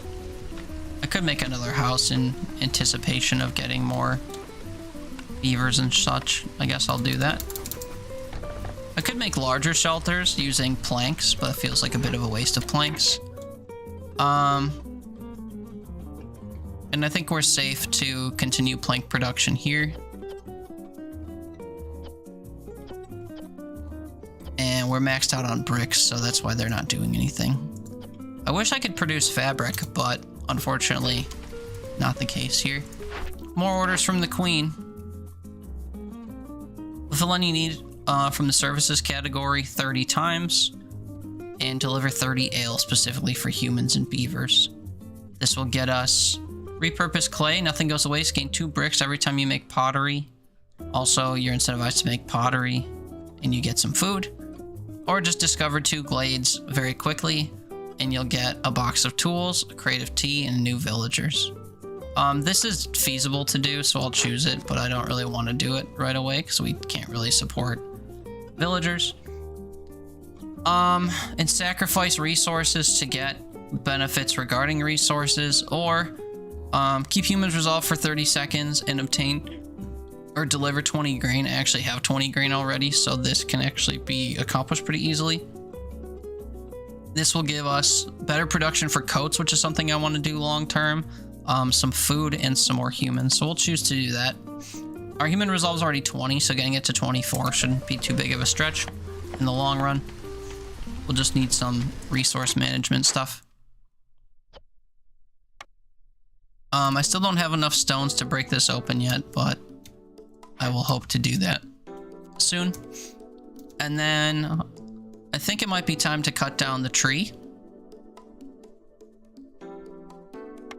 Now that I have some fuel that, you know, I don't really mind that tree felling will be slower. So we'll go ahead and assign some... I'm surprised the beavers don't get a benefit here. We'll assign some people to come take care of this. And I forgot to actually tell them what to do. Hi, I would like you to cut down the trees. Please investigate.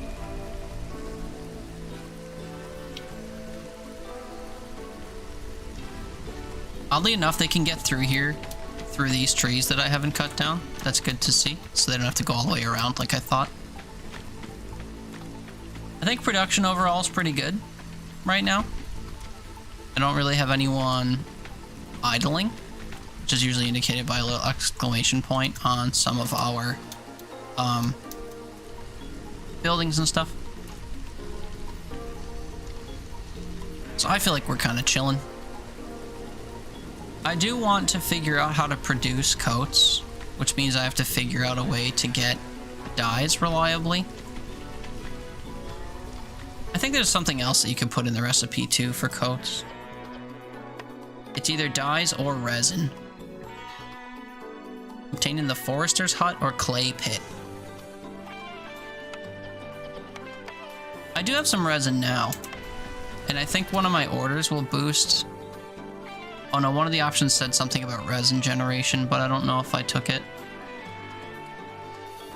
Apparently I didn't. We could temporarily boost the humans' resolve and sacrifice the resolves of the other species just to satisfy this order. But it's not really urgent to do that, so I guess I won't bother doing that.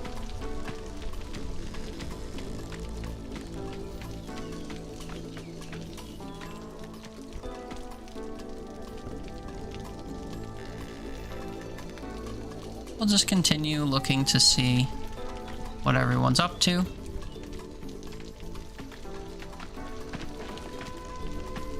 And then, yeah, I gotta start boosting this reputation bar by doing things for the queen. Soonlier.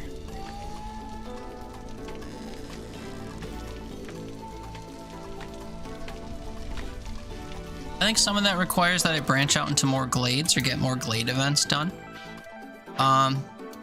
This tree event is finished, I think. Been turned to stone by the rain. Is this still ongoing? I can't tell. I could set up another plantation, I guess, to farm more things. Just so we can get more, oops. I actually don't like the way that I had this turning. That's better. Some farm fields. Just to produce more food. Food is always a good thing. Could also set up a harvester camp to try to harvest some resources from here.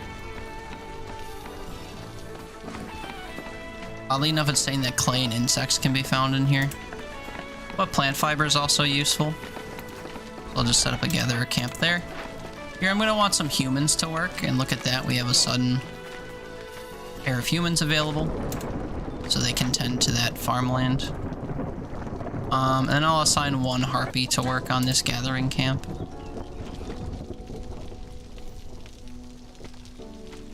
Where are my woodcutters? They're really just gathering trees. We could try to get them to path into adjacent glades now, I think. To discover more things. We'll move this over here. We'll set them to chop only marked trees, and then we'll just mark a path through here. During storms, I like to disable all woodcutters, just because they add to this hostility of the forest, which affects my resolve negatively, among other things. But that means that we have a bunch of workers that are now idle for the moment. That'll just have to be okay. I do want to assign some people to break open this cache, and I think that means that I need to pause brick production at my crude workstation so that the stones being collected by our stone cutters camps are actually retained. Scouts idle here. Yeah, that's just until we get more stone. I think stone is on the way. So you can stay idle. I'm okay with that. I'd like you to investigate that in that way eventually, though, if you don't mind. You can see our little bird people, harpies, running around with the stone, bringing it there. The storm is over, so now we can get our woodcutters working again. That unfortunately makes everybody work, but that's okay, because I don't have anything that needs building right away. Keeping everyone productive is not a bad thing. We get a passive boost now. Roots per minute. Lovely to see. Or an odd talisman made from the talons of a phoenix. Gain wildfire essence for every 2 completed dangerous or forbidden glade events. Totem spawned by Fishman Cave and cloned blood flowers don't count. Wildfire essence is pretty important to get. But I like the idea of generating resources every minute, so we'll choose to do that instead.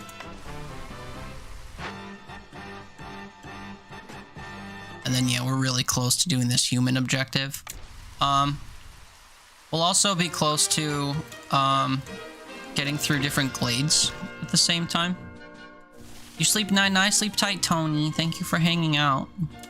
Get a good sleep, have a good Friday. Forehead kisses, love you, Gunai. Appreciate you being here. We'll see you soon. If you want to play Fortnite tomorrow night, I hope to stream it. So if you catch me tomorrow night and want to join for some Fortnite, you're welcome to. Otherwise, be well, be chill. Love you, see you later. Newcomers are waiting.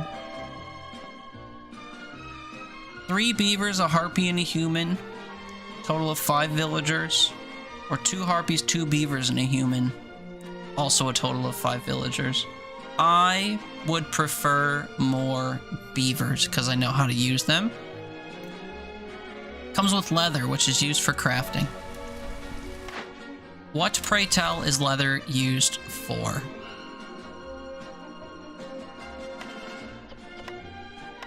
It could be used to make coats. That's pretty huge, actually. So my limiting factor here is... I was gonna say it's resin. No, it's not. Okay, it's time to build a clothier then. It's time.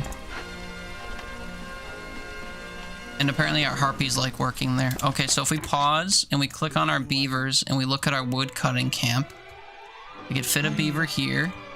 We could fit a beaver here. I thought I could sub in for a harpy. I guess I'll toss a human instead of a harpy at the harvester camp, and then we'll get a harpy to put in the clothier. And then we can specifically make coats, because everybody loves coats, including the harpies. Is there a limit to how many coats I want to make?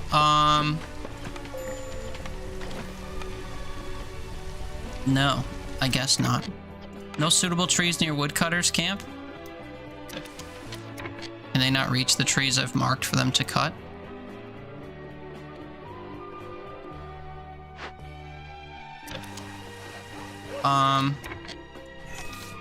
Guess I'll make a larger cutting area for them. We'll do that over here as well. I just am not convinced that they'll cut through both of these glades in time.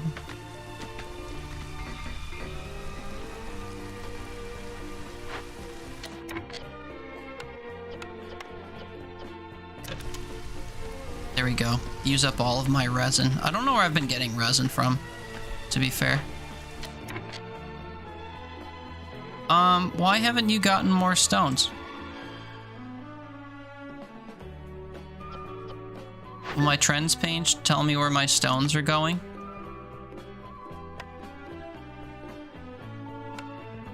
They went to the large abandoned cache. Sure, but shouldn't I be getting more? Oh, this is clay. These are clay deposits. Oh, shit. I'm an idiot. Can I replace the stone? It has to be stone. Oh,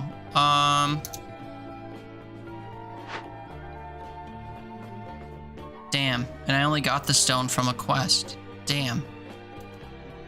Okay, we'll, cancel this for now.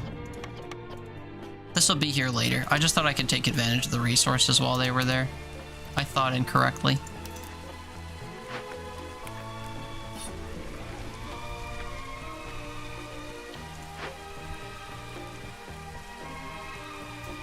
Actually, if I set a second woodcutter's camp, here's the first one, here's the second one. If we move the second one down here, unmark this tree, and then tell them to only do marked trees, we can cut through this glade. Probably around the same time we cut through this glade. I moved the wrong camp. Look at me go. Only marked trees. Get through those trees, y'all get through these trees. Yeah. I shouldn't have switched them like that. They gotta walk now, but whatever.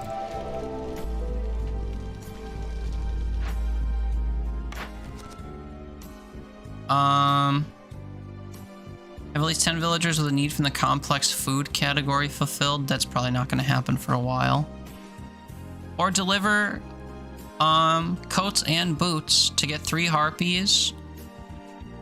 Plus 3 harpy resolve and plus 2 to boots production, which benefits harpies. Let's do this, especially because we're already trying to make coats. And then actually we can maybe opt into this, get this passive coat production benefit. Yeah, I think let's do that.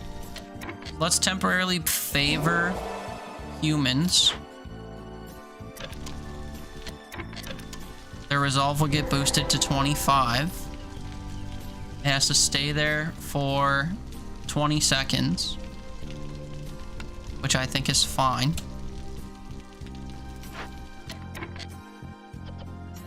Crude workstation isn't doing anything. Also, we have a weaver that can make stuff better. I think it's time to spec into the weaver. Luke Weaver.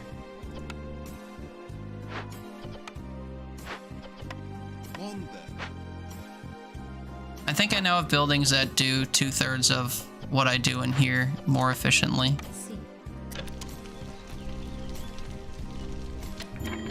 So my order should now be complete in 2 seconds.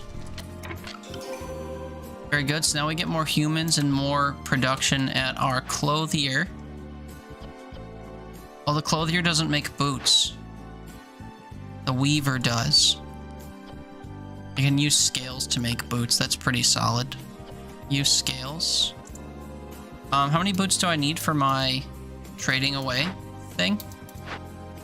15. So we'll make a limit of 30 here, I guess, and prioritize it. Turn off these other things for now. New threat, Ancient Shrine. Oh no, we found a dangerous glade. That's gonna have to be fine. Ancient Shrine. If we loot it, we temporarily increase the forest hostility by 100. Which I guess I can't do. I don't actually know what doing that would do. I don't know what happens if the hostility goes up. Well, we would get a bundle of leather, some tea, and some coal, or I have to spend tools I don't have to excavate it. I guess we'll do this, even though it's not really my preference to do that. Also, we'll use a resource I know I can reliably get back. And also come gather some berries. Could also restore the alchemist's hut, which can then generate tea and stuff. That could be good.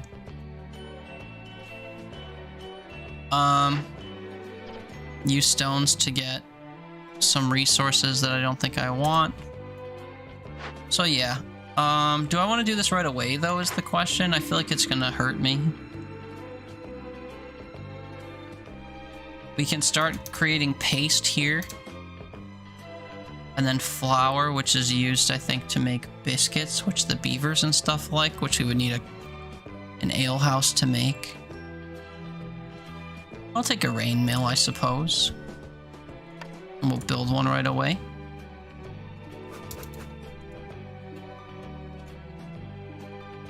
Oh, I can't fit it here.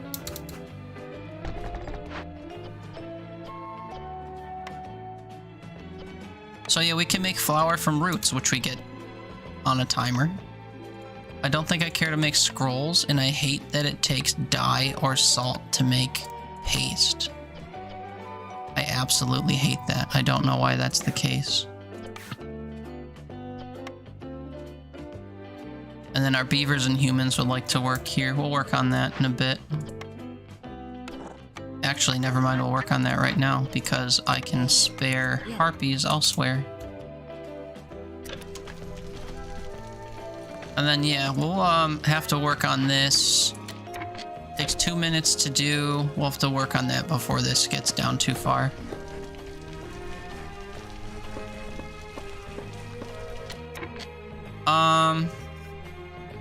Been 2 years.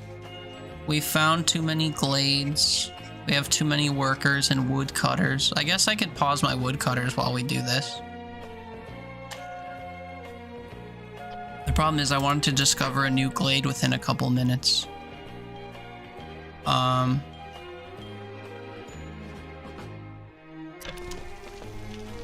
This time is going down by 2.5 minutes. So maybe we'll let this run for 2 minutes and then we'll check in there. I'll disable my woodcutters and then we'll give that a go. Our humans' happiness is high because we're favoring them.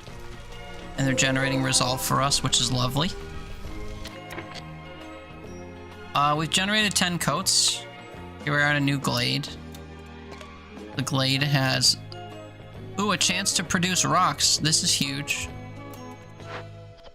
Let me move one of my... Oh, I already had one of these revealed too.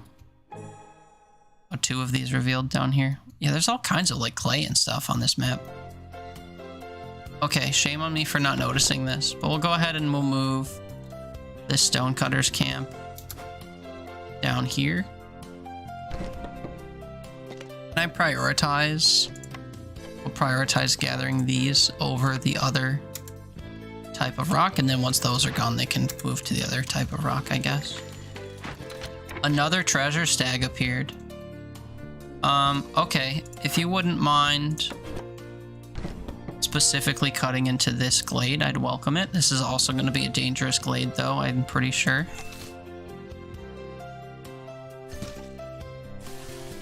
Really clear out these paths. Path our way to the stag. Only marked trees.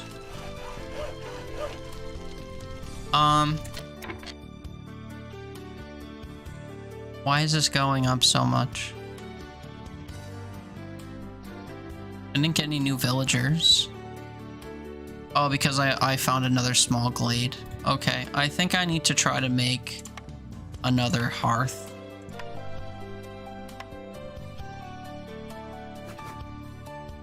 I have the resources to do it. Oh yeah, I should probably upgrade my stuff too. And then it will increase our resistance to stuff. So to do that, you make a decoration. I like the park just because it's cheap. It is kind of sizable, but it is cheap. Cheap is good. And anywhere I can fit it that's kind of out of the way, I think would be welcome. Maybe over here. And then we'll do the same thing over here. I can fit the hearth behind here, or I can fit this behind the hearth, believe it or not. And then we'll need some housing over here. So we'll spend some resources to make some shelters. Maybe you're over in this corner, because I don't need to necessarily go this way.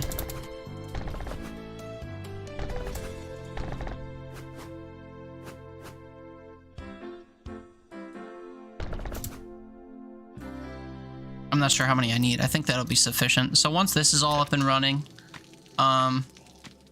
this hostility should go down. And maybe for now, I will pause all woodcutters. How much wood do I have? 168. We're going to spend quite a bit of it here. 10 at a time here, and 8 here. I have enough planks and stuff to support this. I'm going to want a harpy here, I'm realizing. So we'll nab a harpy from the clothier, I guess. And we'll put her at the hearth. And then I will pause all woodcutters, which dramatically reduces my hostility. Although I do, unfortunately, want to get through this glade. Look at how much that boosts that stupid thing, though.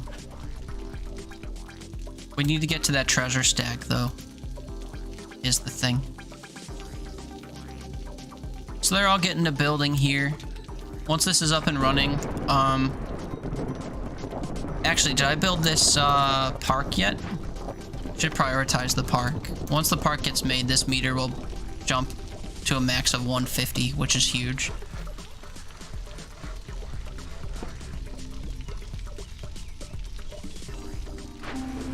At least I expected it to. Oh, resistance to corruption.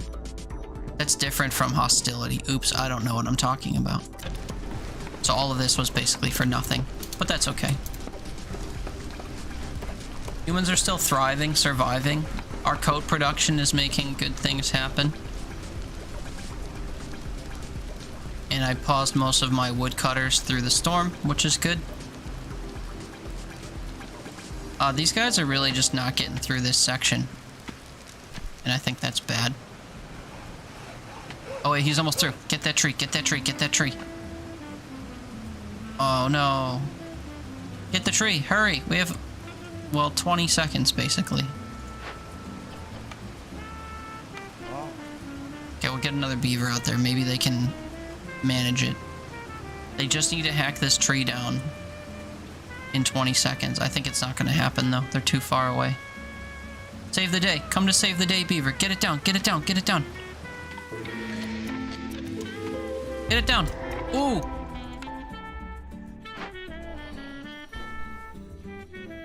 Let's go. Release. Investigate.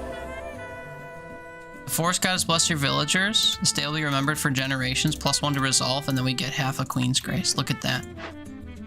Unfortunately, this probably brought with it, yes, a dangerous glade event.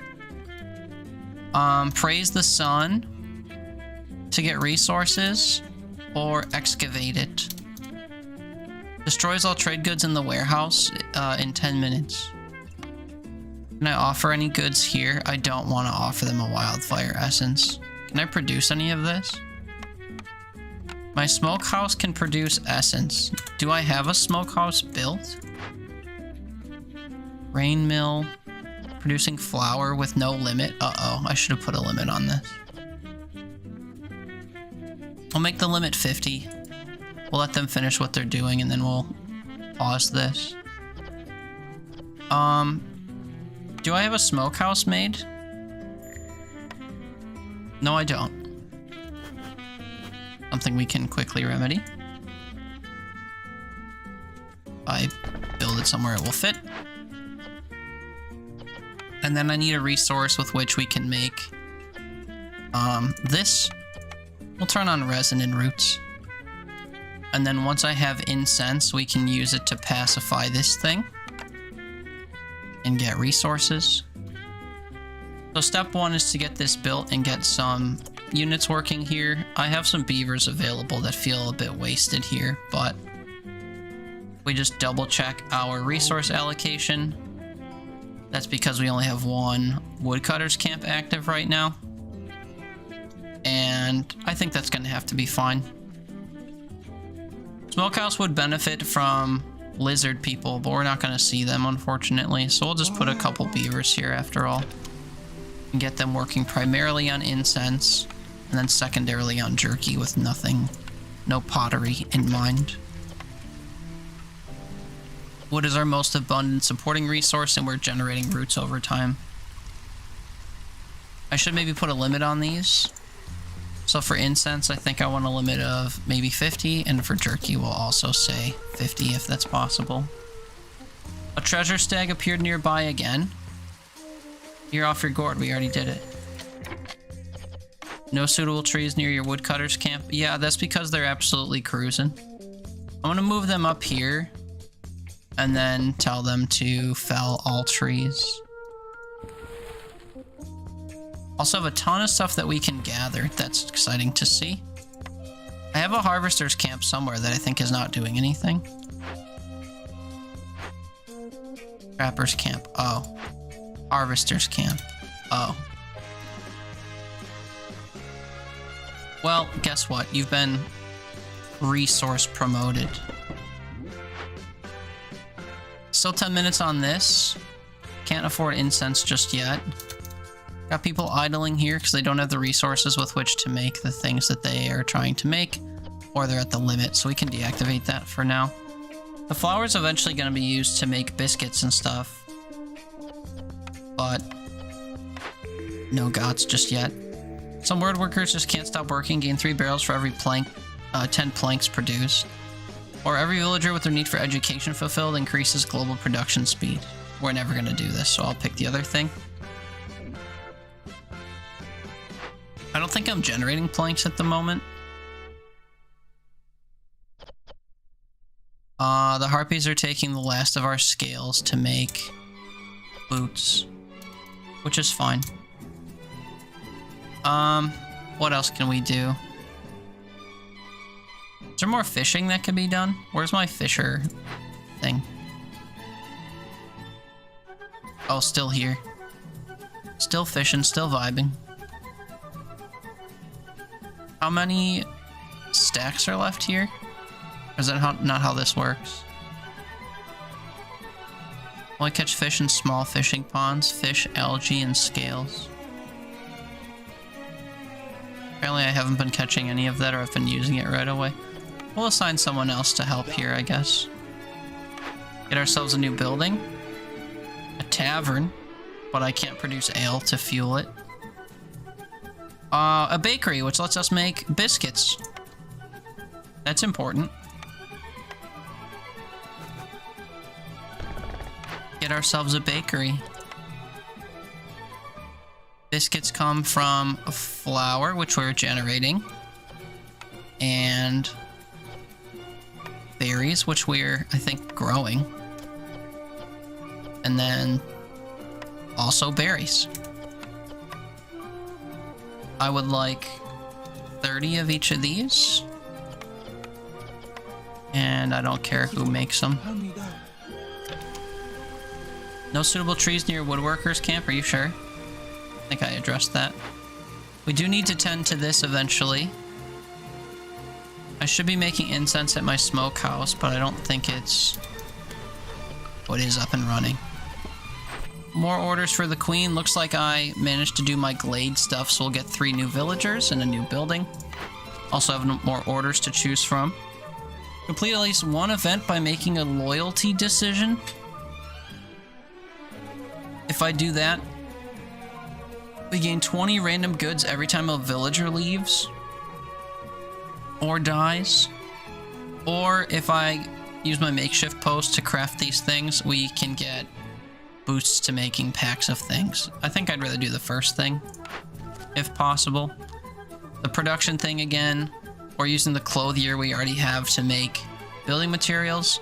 Villagers just move faster and we get some good resources. I like the sound of that. So my clothier, that would be this building. Can turn on making building materials. And we'll do it out of copper ore because I don't know what else to do with my copper ore. 10 copper ore. And we'll limit this to, I think it was 12 for the order. Yeah, so make 12 of those. Can I reliably make 12 of those? I can reliably make 11.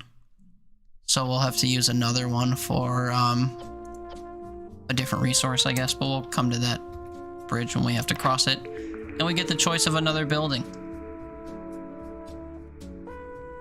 The tinctury lets me make dye, which fuels some of the production of what we're doing. I think we're gonna get that.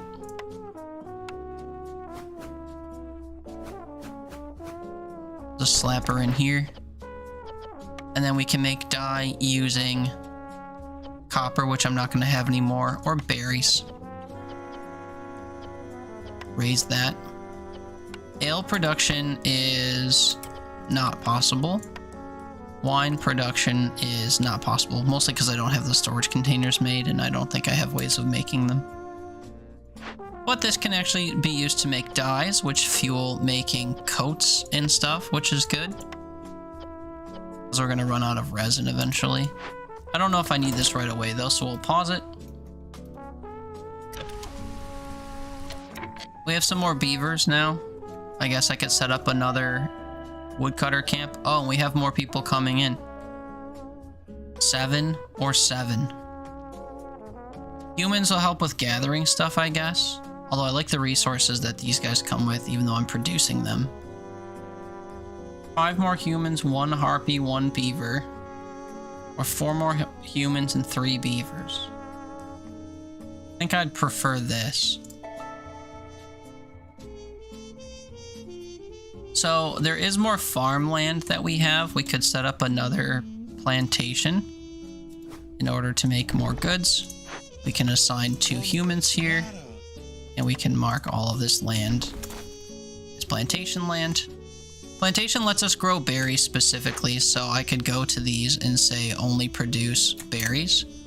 But we have enough of them, and actually we can have another one of them down here. Maybe that's what we'll do. We'll just primarily focus on food production, I guess. Can I see all of these spots? That's the closest I can do without destroying too many of them. Assign the rest of our humans here. Because of all these houses I made around this second hearth, the all of the new villagers we've been getting are automatically housed, which is nice. I've not been paying attention to these shrine events. That's bad. So this one we have to do immediately. Temporarily increase our hostility by 100. That's rough. Unassign all woodcutters. That had almost no effect on anything. And then we'll assign some beavers here to loot this. Of course, we need to gather roots first. So this takes a minute and a half to do once they're there. And this threat will happen in 4 minutes. Killing 4 of our villagers, which is bad. If I go to my trends panel, we can see how our roots are being spent, I think. Wait, this is the recipes. I wanted trends for roots. And most recently, we're bringing them to the ancient shrine. Right. And before this, the rain mill and smokehouse. Okay, let me look at my rain mill. I think that's this here. Oh, it's just been deactivated for now. That's good. It's because they were making flour. That's right. What was that other thing? The rain mill and the smoke. Oh, the smokehouse. That's right. They're using roots to make incense, which they should be done making now. Oh, they're not done making. Okay, well, I should pause the smokehouse after they're done making incense, or I should point them in the direction of another ingredient like resin for making this. And then we need to assign some people to do this before this expires. Assign some beavers to praise the sun. And they should bring the resin up there, or the incense up there to do that. 7 of 8 roots, we need 8 of 8 roots. And then this will go up. I don't know what level 2 of this does. I guess we'll see. It's only 2 a.m., yeah. Okay, here goes. Plus 100. It's temporary though, so it should drop back down to level 1, I would think. Unless it caps every level, I'm not sure.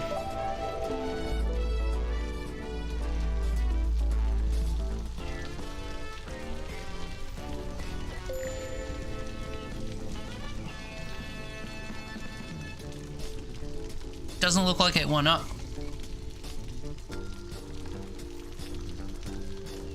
I'm not sure why that is, but it looks like we're okay.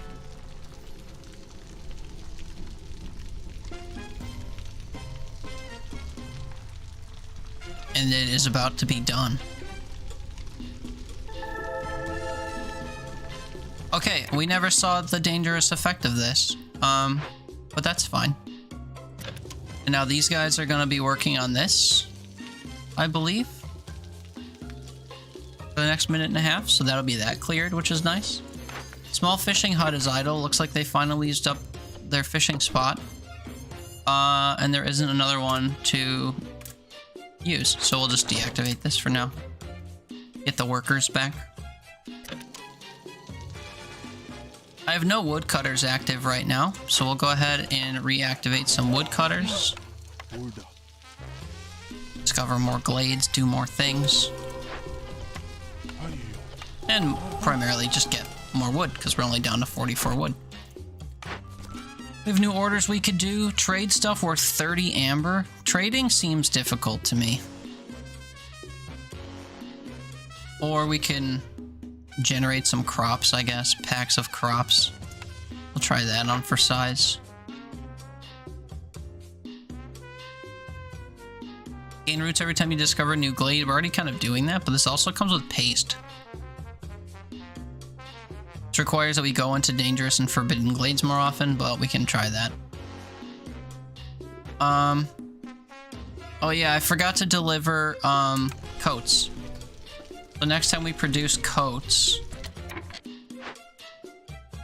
which should be happening here. Oh, they're alternating between these and building materials. Also, we're officially out of the resources that go into this, specifically resin. That's unfortunate.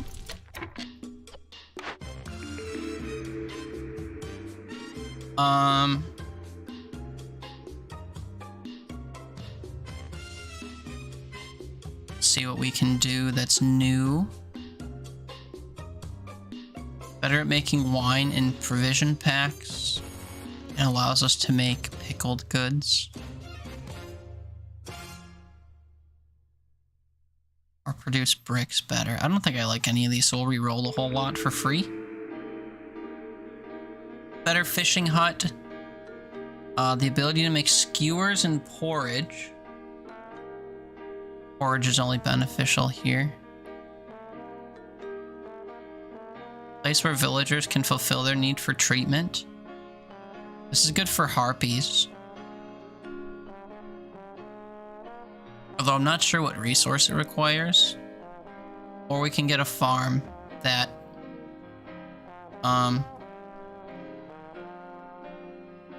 lets us gather more resources. Where do I see how much amber I have? 25 amber.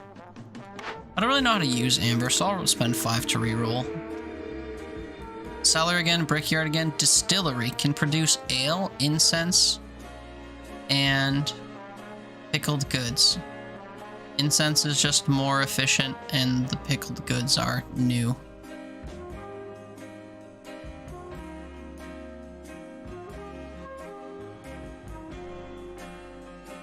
Temple to serve religion?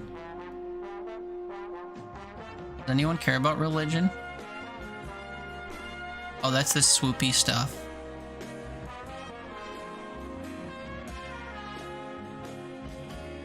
Treatment. You know, I'm kind of wishing that I would have taken bathhouse.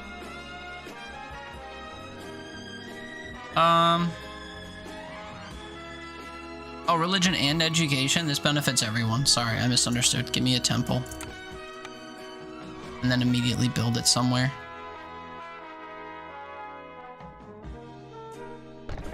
Build it down here, I guess, at this second place. Requires planks, of which I have none, bricks, and fabric. Turns incense into religion and scrolls from the rain mill into education. And if 3 people work here, the timer gets increased, I guess. We're back down to only level 13 hostility, or level 1 with 13 hostility. I'm not really sure why it went down so much. I think I don't want to favor humans anymore. I just realized I was doing that. So now the harpies are going to get a resolve boost, which is good.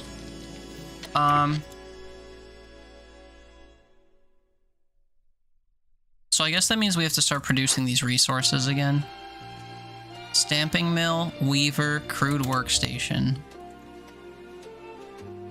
How many of these do I have made? Stamping mill I don't have made. The weaver I do have made.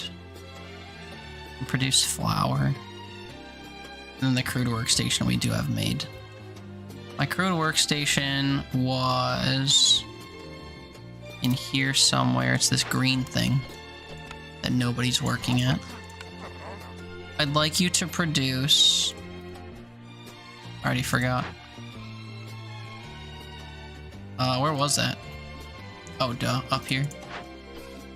I would like you to produce planks, primarily. I hate producing planks here, it's very costly. 10 planks. Okay, planks it is, thank you. I only have 44 wood. Where are my woodcutters at? No suitable trees near woodcutter. Yes, hi. You should be felling all trees. My bad. Where's my other woodcutter? What are you guys doing? Felling all trees. Okay, sick. Appreciate you.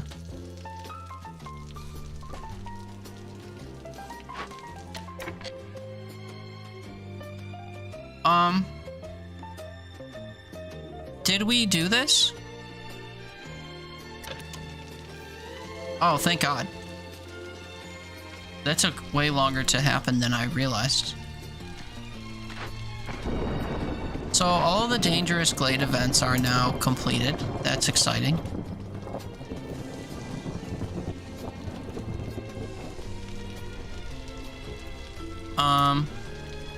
We're progressing at an okay rate, I guess.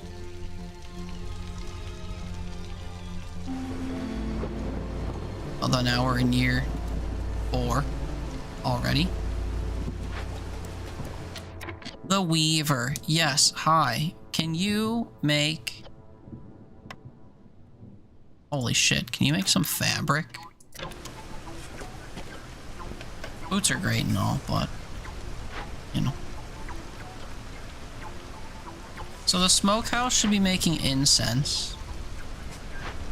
The smokehouse should be making incense from... Oh, we don't have a bottomless resource anymore.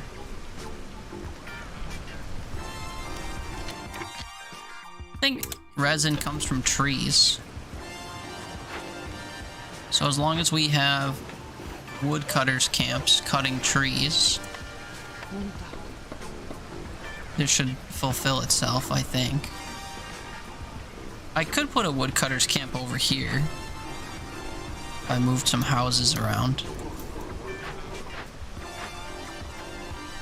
And then that would let us get all these trees in this little section and bring them to town. You've managed to enlist excellent hunters. Meat production increases by 1 every 25 times meat is produced, or 3 plant fiber per minute. I like resources per minute. What can I say? We finally have enough stone to break this thing open. Go ahead and break it open, lady. I have faith.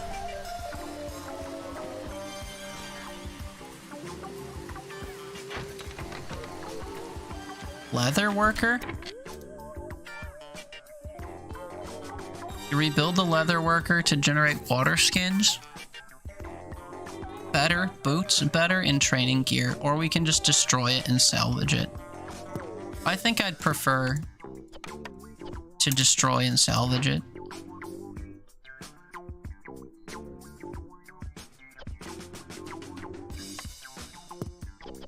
So we'll have a beaver come out and destroy this thing, I guess.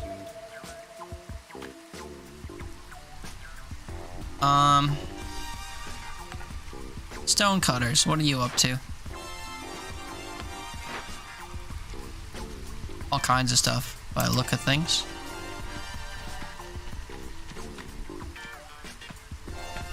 I don't have a second storage warehouse or whatever it's called. Can I get a second? Oh, I can't get another small warehouse to store things in. Bricks, parts. Yeah. Okay.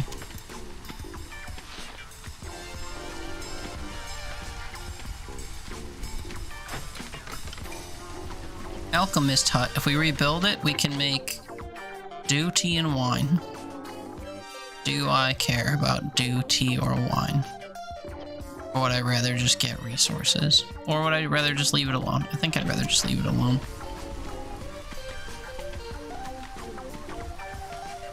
Same with this, we'll just leave that alone. Don't rob us of saying duty. Zowie. Duty. With a D. 2, 6, and 1. Holy shit. Let's do this, even though I think I'm gonna have to build... Yeah, I now have to build more housing. Also, I didn't consult my food. We're totally okay with food. I'll make some big shelters, even though it means I'm gonna have to produce more planks. They'll work on making planks, I suppose.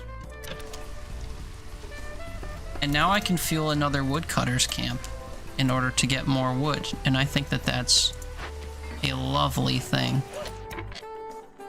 If I move these woodcutters down here, They could get us into a couple more glades, I think. Only marked trees for now. And then I'll make another woodcutter's camp. And I'm gonna try to put them somewhere where they can see a bunch of trees. Like right in this nook. Would you look at that? I'm lacking the parts to create this, so I guess I will dismantle the fishing hut because I don't see any more fishing nodes around. Get 3 parts back. Then we'll have more woodcutters.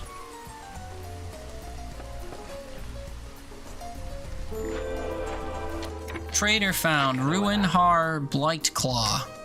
Hello, Ruinhar. I need to give you 10 amber worth of stuff. Insect tracks. Let you catch any insects feeding on mushrooms. Gain insects for every mushroom produced.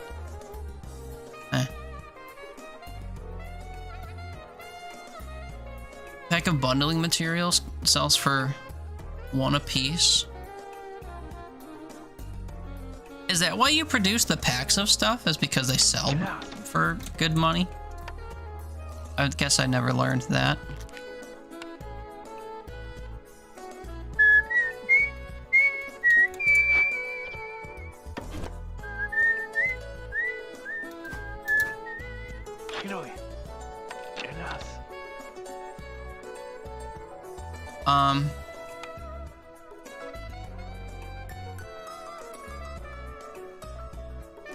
Sorry, I'm having thoughts.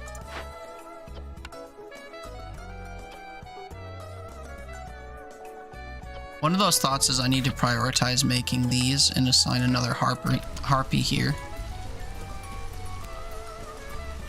Because this is for a queen's order, actually.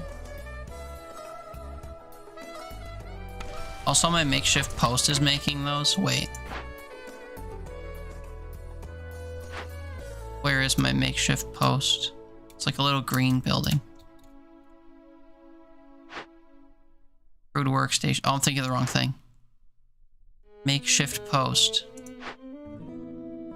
Uh-oh.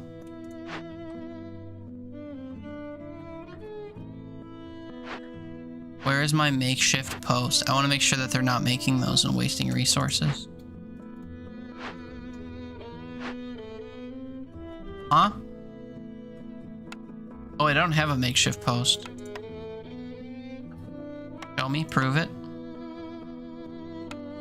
Makeshift post 0, okay. So they're only being made at my clothier, which is good. This says we have 6, but this thing says we have... Oh, also 6. Okay, shows how much I'm paying attention. Oh yeah, I just got a gift sub to Cider Cow. Or Cider Taco. Why did I say cow?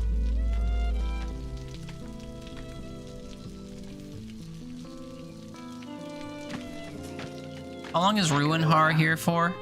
47 seconds, brother, you're killing me. How much clay does it take to get him to 10? I give him all of my... I can spare my bundling materials. And then how much clay? I need enough clay to get me to 10.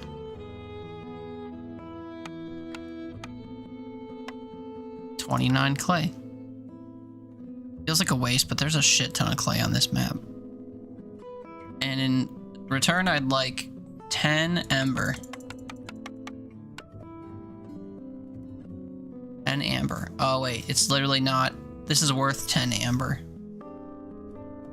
So I just have to accept a trade that's similar. I don't know. Let's trade. Attack the trader. Huh?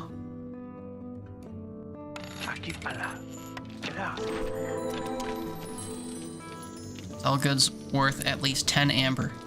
Nice. Wait, I found another trader on the heels of this. Are you kidding me? Oh, also, I just used all of the coats I made for this. Fuck. I thought my game was paused and I could accept that while I was looking at it. That's a shame.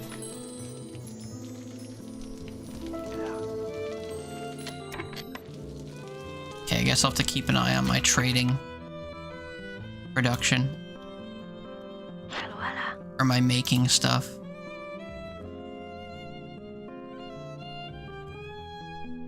Necklace made out of bone. Scouts work faster at Glade events. +2 to scrolls production. Covering Glade reduced during the storm lowers impatience. Oh, that's cool. I think I'm good without. Should I try attacking a trader? I don't know what attacking traders does. Should I check the book encyclopedia, wherever it is? I don't know where that is. There it is. Trading.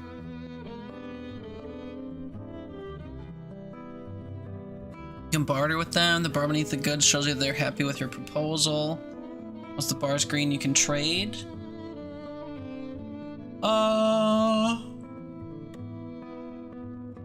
Traders can also be attacked and robbed. To do so, use the sword icon, but beware, these actions will have severe consequences. That's all it says. I'm not in the game of severe consequences, so I think I'll pass on that. Education and religion are not being fulfilled at my temple. And it's mostly because, or entirely because, we don't have people working there. Where's my rain mill? Hi. Nope, not you. You, hi. Can you start producing scrolls using plant fiber, which we're getting every minute, and dye, which I think I can produce now?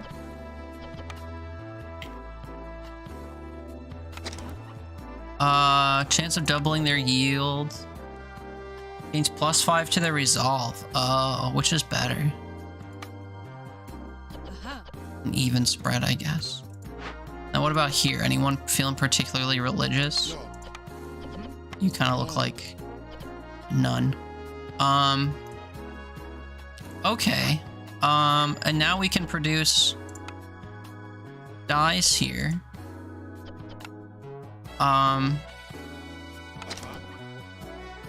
+5 to their resolve, and then what would a harpy do?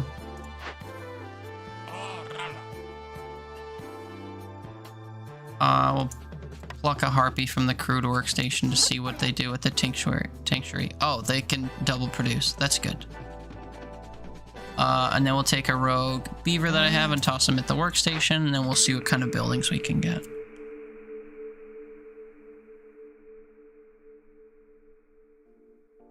And I feel like I just don't care about any of them. Is that bad? I guess I could make making planks more efficient. All of the building that I keep doing. Or we can make ale cheaper and making packs of crops cheaper to sell. I haven't been producing ale, as it turns out. At least I'm pretty sure I haven't.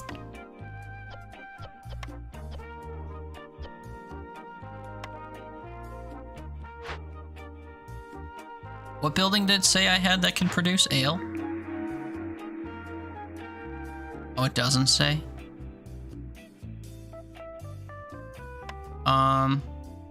You for the recipes list. Ale from a tinctuary. Oh. But I have it turned off. So I guess I could get a building for ale production then. Brewery me. I think I'm running out of, oh, this doesn't require parts to function. This thing's big. Obnoxiously big. Get this shit out of my sight. Actually, I tried to move it up here earlier, which didn't work.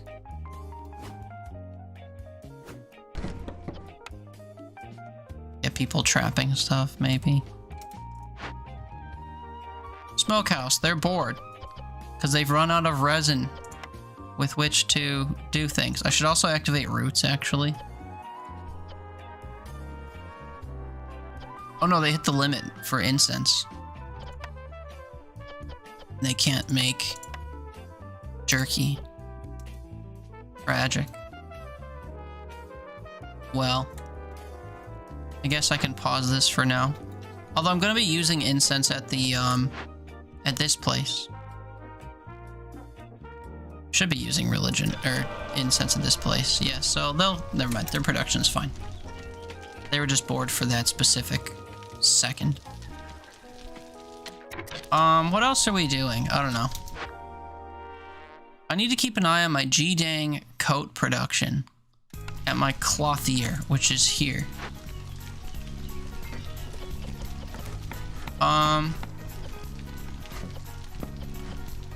Y'all are doing great for the building materials thing. I guess I shouldn't slow your roll, but also, like, make some damn coats for me, will ya?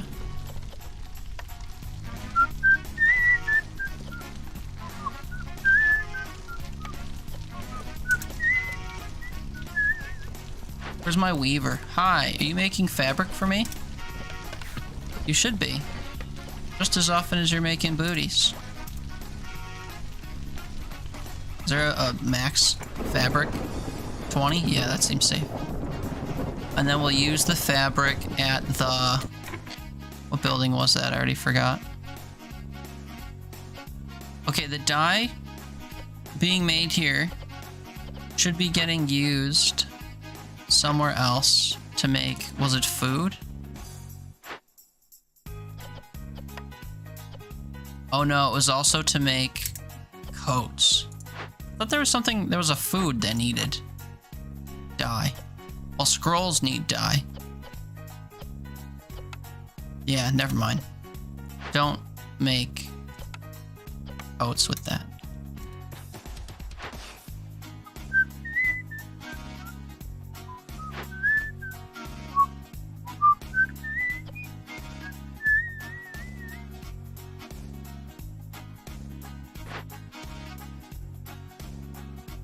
Scrolls and flour. Yeah, I guess we don't need flour. We primarily want scrolls. I wish I can consistently make paste for my harpies, but the reality is I just can't. Hostility is really high. Most of it's coming from my woodcutters, I guess. But I, like, need wood. Although I don't need wood during a storm, so we'll go ahead and unassign all woodcutters, and that dramatically drops down.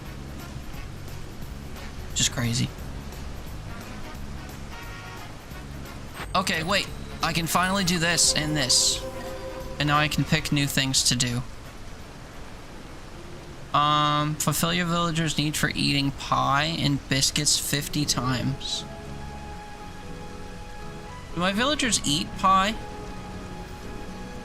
I'm not sure. Or we could create more stuff and get benefits for plant fiber and grain production. And get scrolls. Problem is I can't make trade goods. So I guess we'll choose this. Which is already completed. It works retroactively.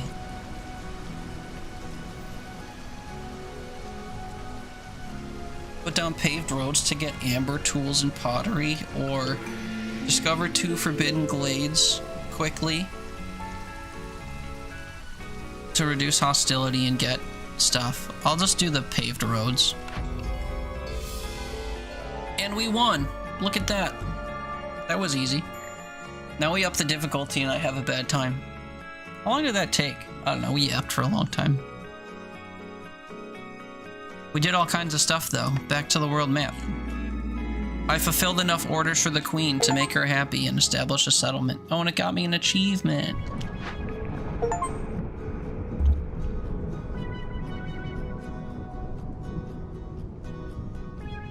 Royal Resupply. Caravan Wagons 2. In a culture so centered around expeditions, wagons are always heavily sought after and rationed. Vision and embarkation range are increased by 2 until your next settlement. By controlling supply lines, the crown can easily template blah blah blah. Grants 4 reserve embarkation points. Or grants 5 seal fragments. I think we want seal fragments, because they said that you need to navigate to and seal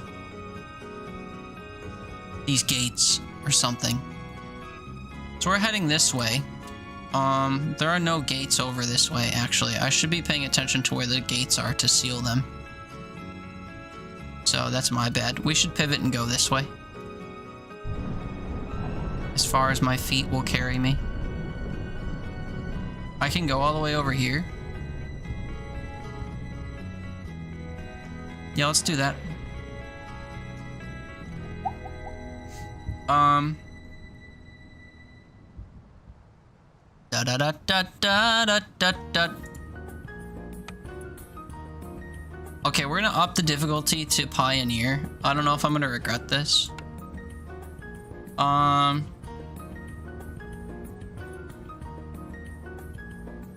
Natural resources, berries, eggs, meat, vegetables, roots, mushrooms, sea marrow, scales, plant fiber, and clay instead of stone.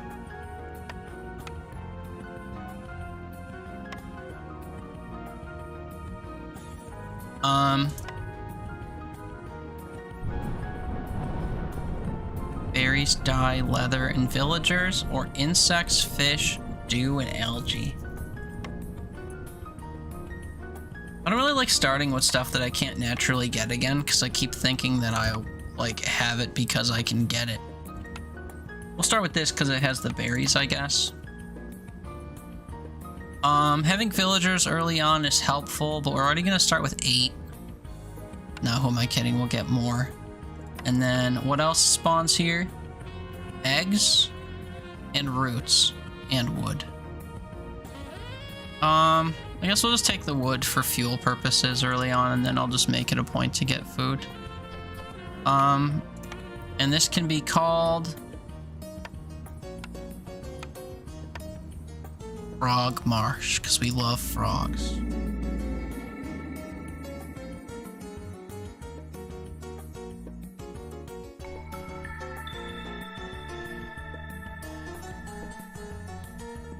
Trees give more wood. The drizzle in this region is mild. Increases the chance of doubling loot from events solved during the drizzle. Ooh. Strange visions. In drizzle, villagers with this effect have a plus 20 chance of doubling the yield with each production cycle. To gain it, fulfill the following needs. Housing X1. Okay. Additional stack of this effect is added for each hostility level. -4 to global resolve during storms.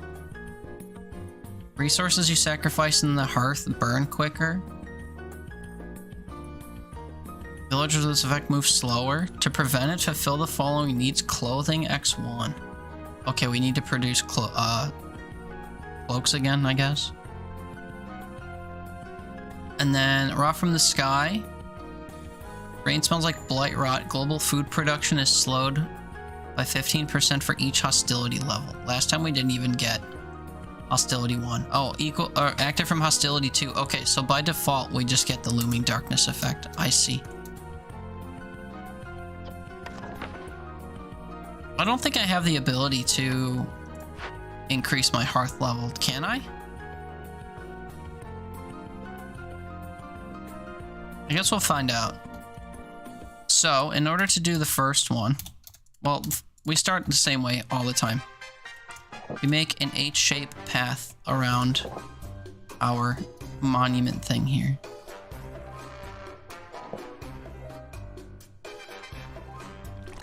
There's a food supply here.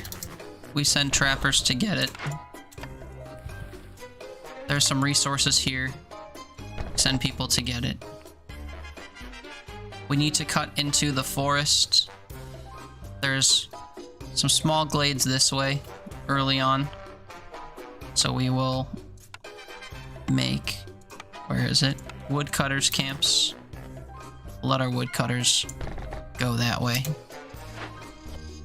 Fell all trees, make them beavers. And a human, I guess. Humans. More humans.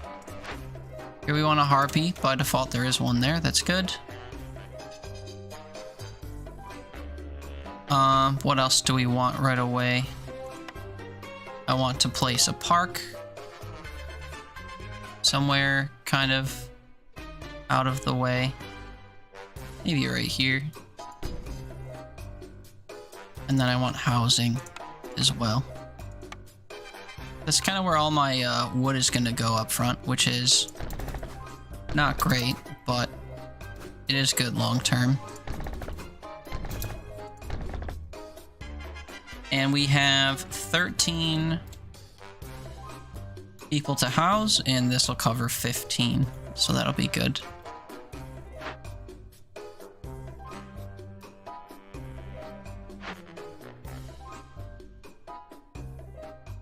Where did I put that park? Oh, here. 8 wood, and then each of these costs 10 wood. So yeah, we're gonna want to get wood pretty quickly. So maybe I'll make another woodcutter's camp on the opposite side here. And this one will actually set to avoid glades. Okay. Get it rocking. We have 6 people without jobs that can build things. And we need to prioritize making coats, just like last time. So dyes were good for that. I think fabric was good for that. The weaver is fantastic for fabric. The harpies also like jerky, so we will take the apothecary. Ty, thank you so much for the raid, brother. Welcome in, Dean's Rule. How's it going, man? Welcome in. Let's play music, Boots and Cats and Boots and Cats. How did that go? Hope you had some fun. Welcome in, friends. My name's Teeter. We play all kinds of games here. I have hundreds installed and we shuffle through them. This week's fixation is Against the Storm, which is a top-down colony sim strategic roguelike game where you try to quickly build small settlements and do tasks to fulfill the needs of an angry queen or something. You're drunk and about to go eat? Shit. Well, enjoy your food. What are you eating? Make me jealous. I only had burnt pork chops for dinner today. And after stream, I'm going to make myself a peanut butter and jelly sandwich, because that's what's been the vibe of late. Well, I hope you had a nice time. It's good to see you. Thank you for choosing me as a place to land. Hopefully you have some fun or you chill here. Ain't made it that far. Fair, fair. Hopefully you find something good. Appreciate you, man. Enjoy your food. I won't keep you here with my babbling if you need to go do that, so do enjoy. Appreciate you.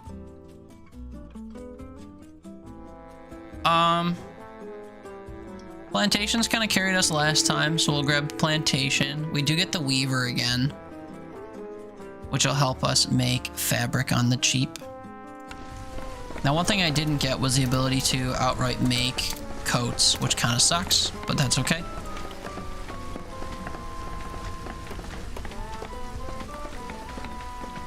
Apothecary can make tea and dyes. Oops, I'm just grabbing and placing buildings for no reason. Weaver making fabric is good though. +2 to vegetable production, or gain a villager every time you discover a new glade. I don't think I want to do that yet. Although this will be good in the long run, so maybe it will take that. I don't want to be limited on my villagers over time.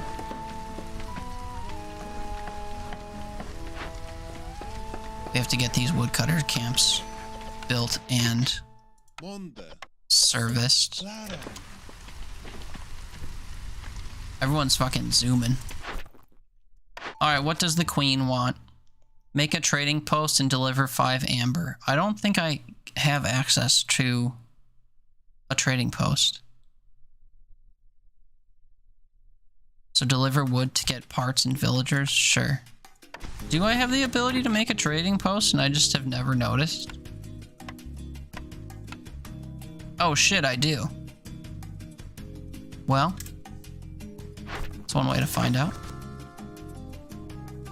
House people and deliver wood to get fish, planks, and more villagers. We're gonna have more villagers than I know what to do with if I do that. Or we can boost crop pack production. We'll do that. Cut through the forest and discover 4 glades. Or deliver storm water. I don't think we worry about this yet. We'll just do the glade discovery stuff. Okay, so this means that we have to build a makeshift post. I don't really like the makeshift post because it kind of takes forever to do resource stuff. But that'll have to be fine because we're gonna need these different things. But actually, I think we won't do that right away. That'll be like a longer term thing.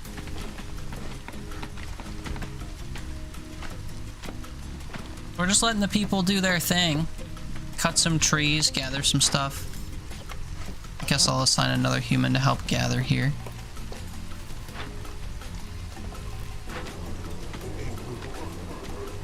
The only thing that doesn't have people at it is the makeshift post. Our harpies are working on building things.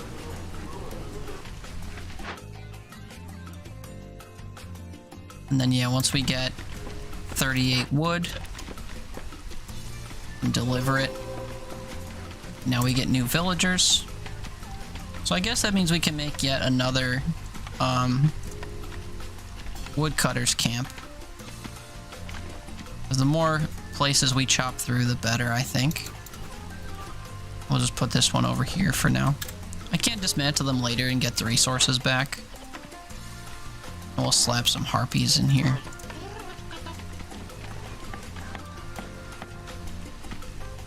That way we just get our wood production back up.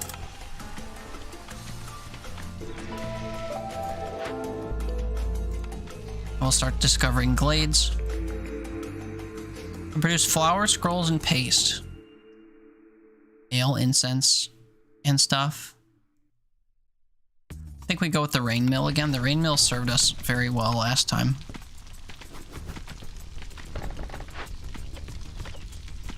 Never did have the ability to make paste though, which was kind of a bad thing.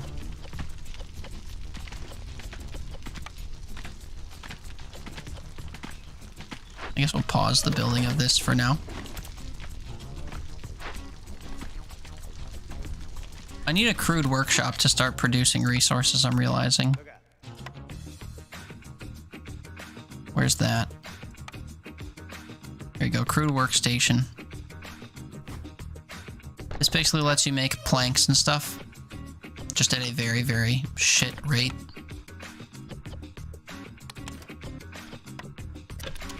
We'll assign someone to work there in a little bit.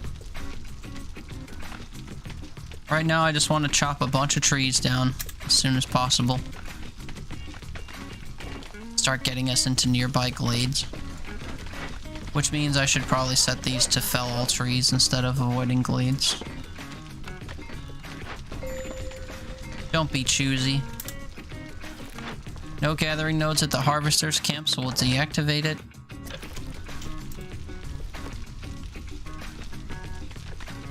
And then we'll assign 2 humans to work here.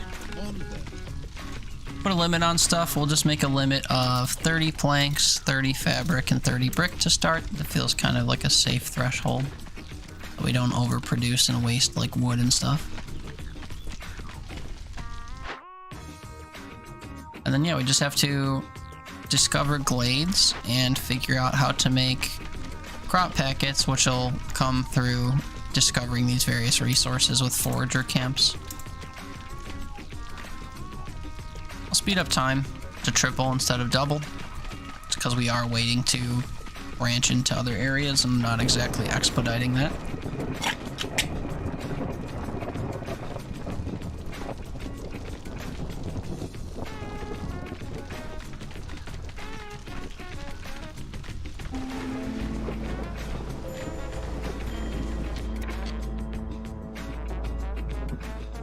High hostility. Harpy's resolve is low. Looming darkness -8.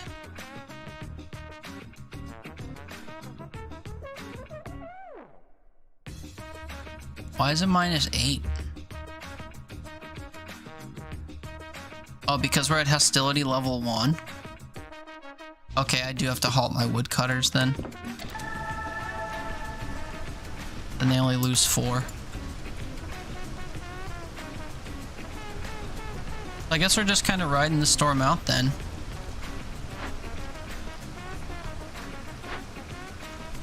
really. We're making some planks, I guess.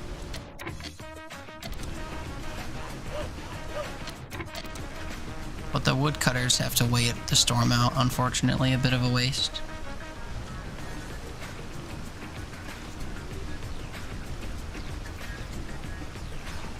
And then once the storm is over, we can reassign them.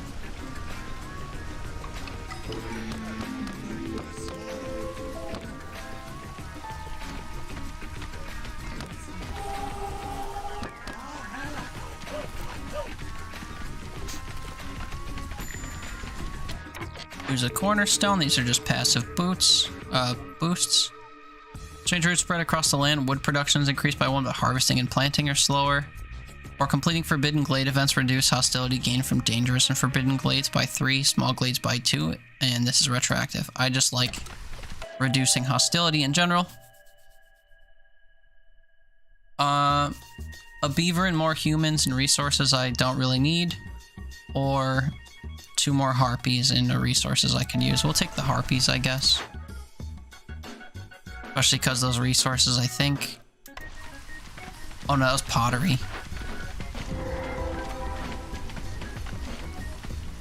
We discovered a dangerous glade already. Burn it down using resources I don't have. Or we can tame it. Agitated termites would be a nuisance. Modify the global resolve while this is being worked on. So for 4 minutes. And then as a result, we get the thermite nest. Provides 5 insects a minute.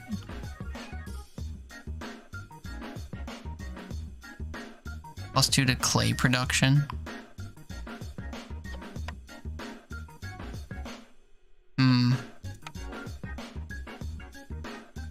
I think I do want to do this, even though I don't have the resources with which to do it. 15 pipes? What does it take to make a pipe? Copper bars are due. Jesus Christ.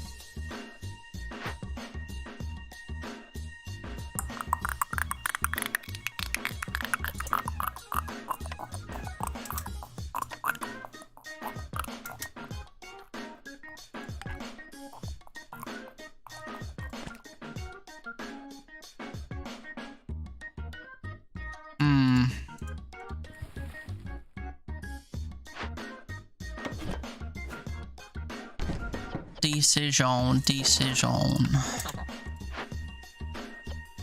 I would like to tame this if possible, but I don't think I want to use my parts. Because I can't really get them back. Producing food every minute is good. I guess. It's scary, but I guess we'll try that. Good chance I'm setting myself up for failure, but time will tell.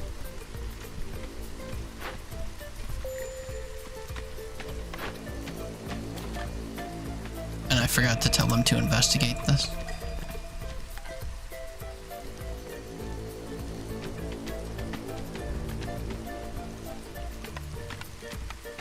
I think I'm gonna change one of my woodcutter camps into stone harvesting, and we'll scrap this one.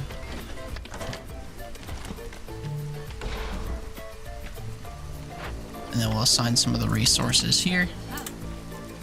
Get some stone.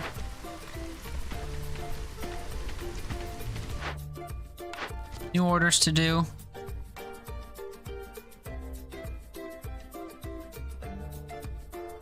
Boosts to farming utilities, or we can get some tools, fiber, and eggs if we discover a dangerous or forbidden glade. Yeah, we'll do that because I think we've already done that, but it wants us to do that again.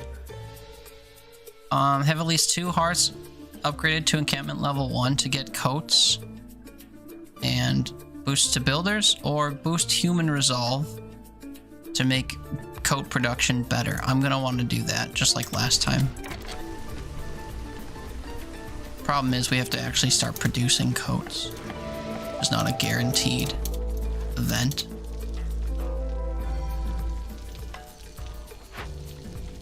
Obelisk. Make an offering to the obelisk to make it permanent. Decreases hostility by 10 points and increase the hearth's resistance by 100. I don't really know what the resistance is for. I don't think it affects me yet. Resistance to corruption. You know, on this, the difficulties I'm playing on, I don't think that matters. So maybe we'll just leave this be. Or we can tear it down for some resources, I guess. Time for bed. Thanks for stream, my dude. Thanks for hanging out, man. It's always a pleasure having you here. I hope you had a decent night, and I hope you get a good night's sleep. Appreciate you, and catch you soon. Forehead kisses. Love you. Good night.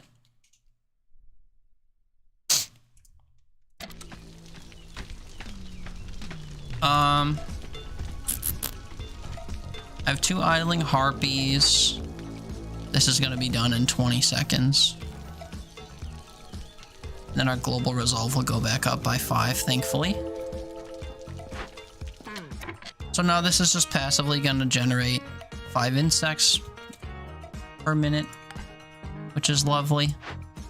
I think that just immediately goes into our resources. I don't think this has to be gathered in any way.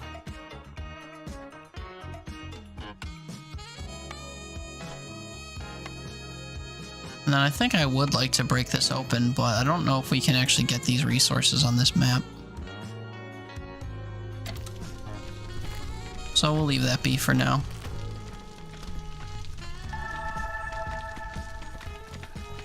Looks like we're about to breach into here.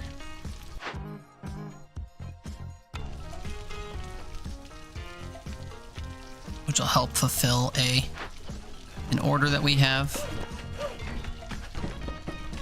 We'll nudge these things in their respective directions to help them do what they're doing.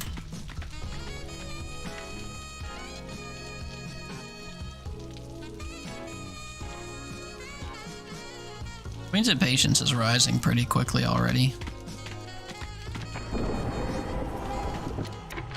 Hi!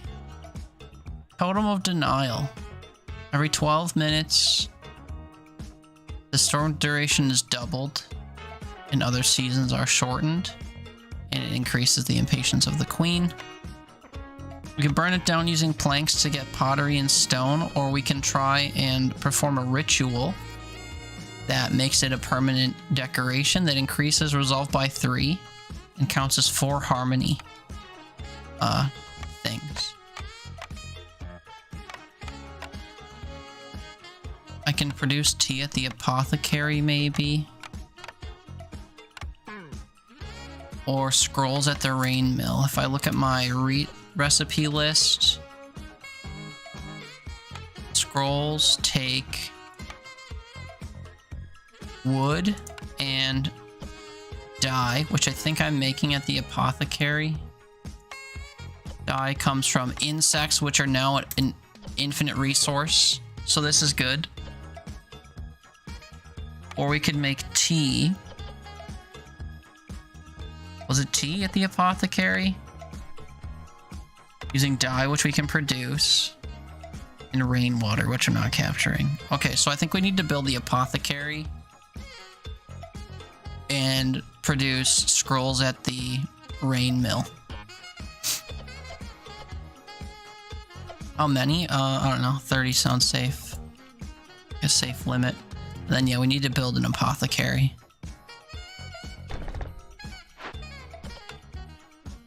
And put harpies there. They love the apothecary. Prioritize dye production and prioritize jerky production because they benefit from jerky production. How many dyes do we want? We're gonna be using them consistently, so I'll say 50, and then same with the jerky. And then for this, I want to perform a ritual using scrolls. We'll eventually assign workers to do that. We have about 12 minutes until that becomes a problem.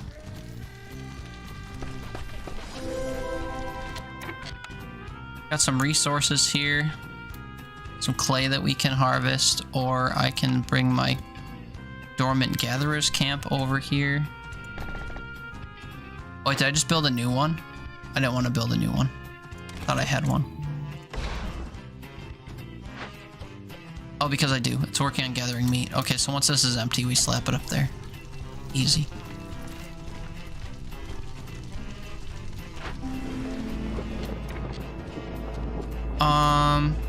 This rain mill hasn't been built.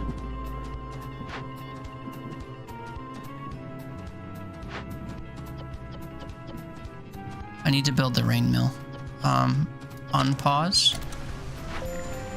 And then I think harpies. Well, harpies don't like working here. We're storming. I need to remove all woodcutters. That way our harpies don't get mad and leave us. No harvesting camp nodes, so we can move this over near these eggs. Here I think I want to assign a mixture. Get resolve benefits and also proficiency benefits. And I want to use infinite resources where possible, so we'll turn off flour.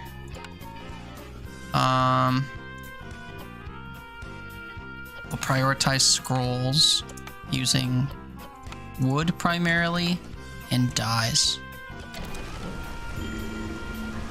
Low on food. Yeah, that's troublesome. Trying to gather food. Other than that, we need farming spots, which we haven't come across yet.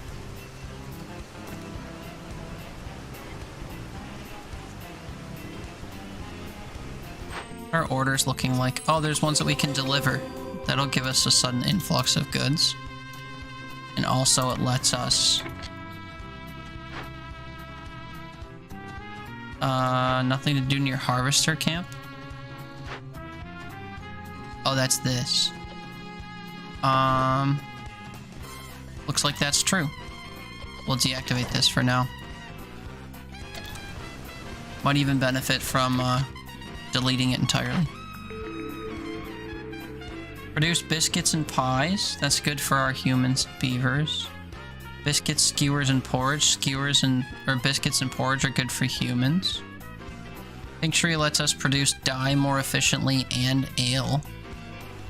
Or the carpenter, which lets us produce planks, tools, and luxury goods packs.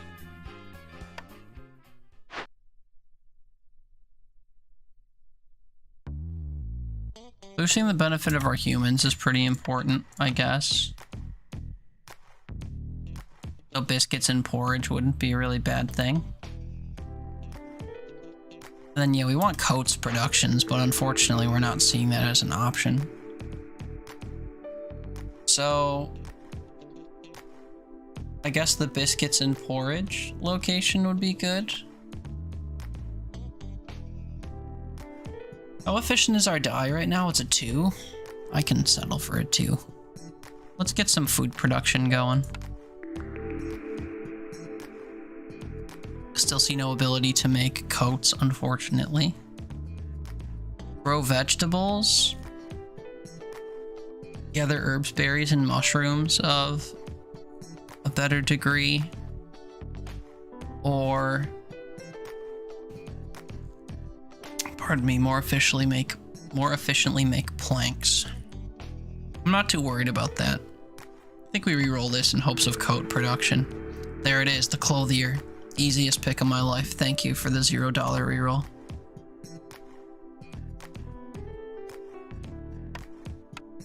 Where are they? Here. Nice little purple building right there. We'll assign our copious amounts of harpies here. Make coats out of the dye. Prioritize coats. Limit this to 30. Pack of building materials. Am I making this at my makeshift post? I don't have a makeshift post. We'll pause that for now. The water skins would be good to make, but I don't really have good resources with which to make them, so we'll just make coats here. And that'll make everybody happier. Back down to level 0 hostility, but very close to not 0. I don't have any woodcutters active right now, which I think is a bad thing. Choose a passive boost. Urban root productions increased by 1 for every 75 biscuits produced. Or each newcomer group has extra villagers. I think I'm better at biscuit production. I'd prefer biscuit production. That'll be at our cookhouse eventually. Slap a cookhouse down. What is this? Makeshift post for making... Why did I do this? The packs of crops, was that it? Yeah. I don't think I care about that enough, actually. Let's scrap this. And let's get our food production online. So our cookhouse can go here. However it may choose to fit. Do one of those. No one loves working at the cookhouse, unfortunately. We are generating insects over time. And we would need other resources. We primarily care about biscuits here, because it fits the need for both humans and beavers. Porridge would be good too, but I don't have copious amounts of resources to put into porridge, so we'll prioritize in biscuits and disable everything else. We need to produce flour at our rain mill though, which is a new limiting thing. Oh, damn.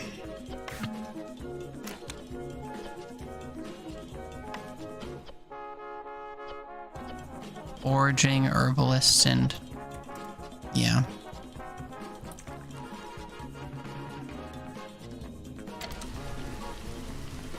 Not good. Newcomers, bringing coats. All you had to say to me.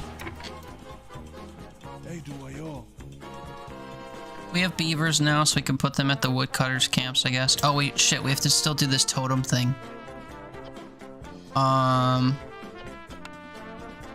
Do this before I forget. What else? Assign people at woodcutters camps. 2 each. I think I only have 2 woodcutters camps, right? Yeah. And this one can actually be moved because... Wait, what is this? Foragers. I need a forager, I guess. Oh, we finally have some planting ground. I'm noticing.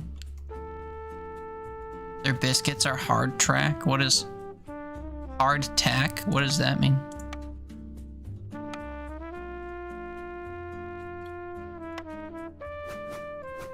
Okay, we can get a plantation down. We'll go ahead and turn all these into farm fields. Oh, we've got a special stone that we can gather. Is that better than clay? How much clay do I have? 0. That's surprising to see. We'll come here next. The cracker things I ate on the Mayflower? I've never heard of that. Your biscuits are hardtack. Sounds gross. Literally water, flour, and a shit ton of salt so it didn't go bad. Ew. Well. Water and flour into crackers.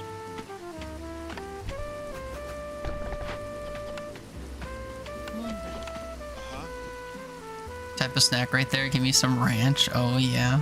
Give you some ranch. Oh yeah. Oh yeah, baby. Ranch me.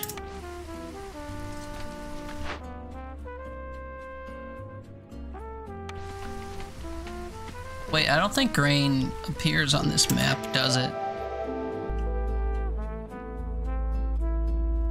Plant fiber. Yeah, I can't actually get grain here unless it's something I can grow.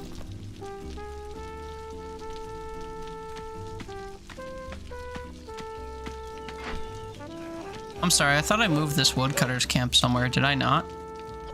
I meant to. Down down here where the wood is more plentiful. Maybe I should make a road down here for them to follow. Or a path. Jagged ain't the way.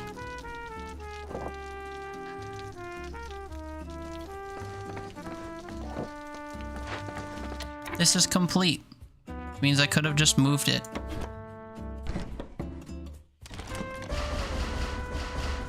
Stupid.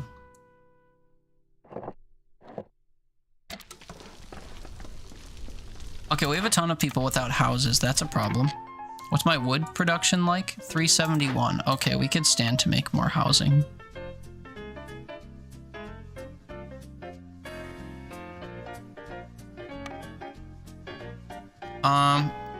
Plank production. Let's talk plank production.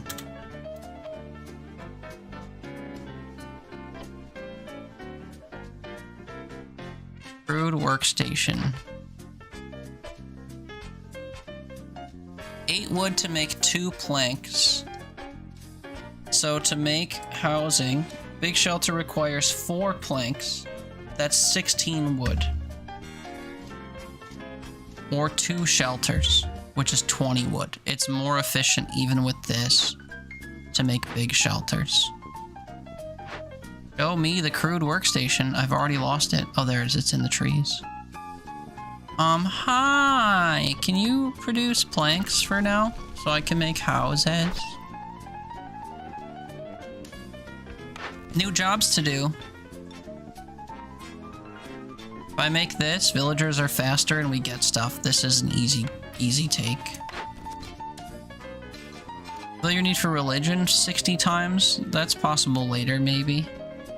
I'll collect rainwater to get stuff. We'll do this, because I know that I can do that right away. So, we can craft rain collectors, 2 of them. Just toss them up here, I guess. 1 and 2. Slap a couple harpies in them, I guess.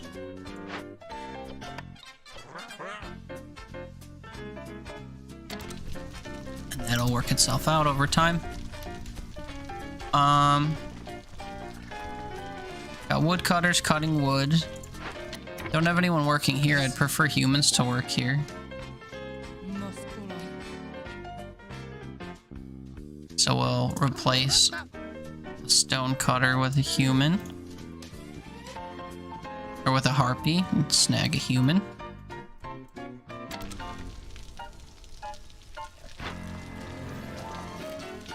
I don't think this harvesting camp is serving me, so I think I will delete it for now.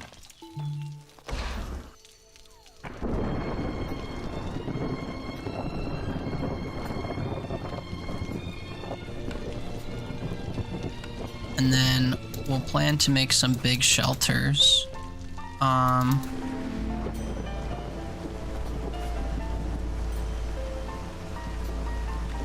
Here and here, I guess.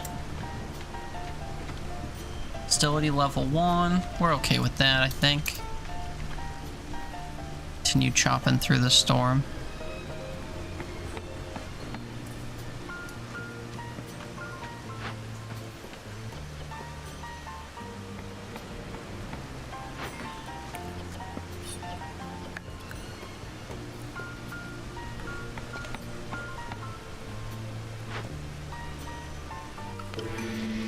I'm kind of surprised this clay node is still kicking.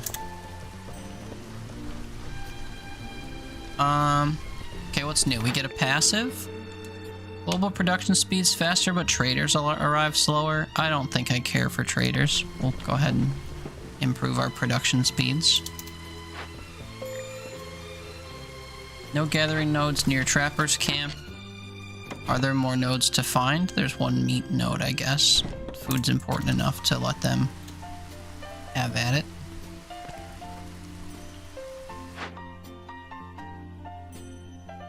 We're very close on our humans resolve, but we cannot get grain, which sucks. I should try to make these materials here at my clothier. Copper ore. Can take bricks, I guess. I think I wouldn't mind that. Turn bricks into packs of building materials. And then this camp is good as dead. Newcomers are coming, bringing tools or meat and stone. We'll take the tools because it's a more valuable resource, and it comes with beavers that are better at cutting trees. They're better at cutting trees. Cutting trees. Cutting trees. Yeah. We're better at cutting trees. Yeah.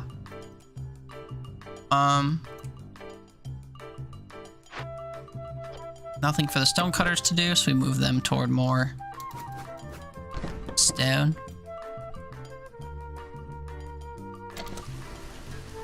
I haven't cut any new glades in a while. This is set to fell all trees.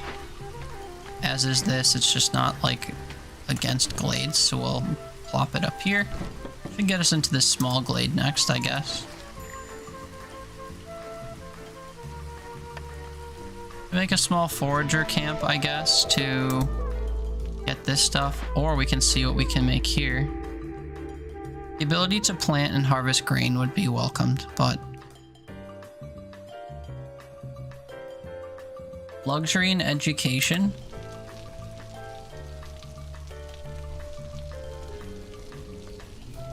Benefits beavers the most and also harpies. I guess we could do that. I don't know what's needed in order to fuel this, though. Also, it costs 40 planks to make. That's crazy. Word is traveling. Oh, shit! Ambition is stirring in distant Mason! cities. Thanks for the love, brother. I appreciate it. Oh, God, my stream is struggling to function. Let me tab out real quick. What's up, brother? Thank you so much for the raid. It's great to see you. It's been a little while since I've managed to cross paths with you. How are you doing? Thank you so much for the love this late at night. I've got your stream up, so I'm gonna have to close myself. What is up, man? Welcome in. Thank you so much for the raid. If you don't know me, my name's Teeter. We play all kinds of games here.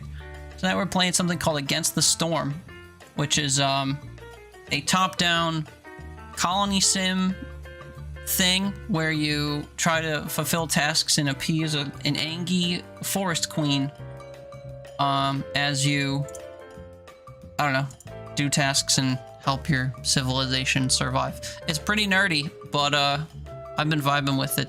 It's a lot of like resource gathering, inventory management, or like resource management stuff.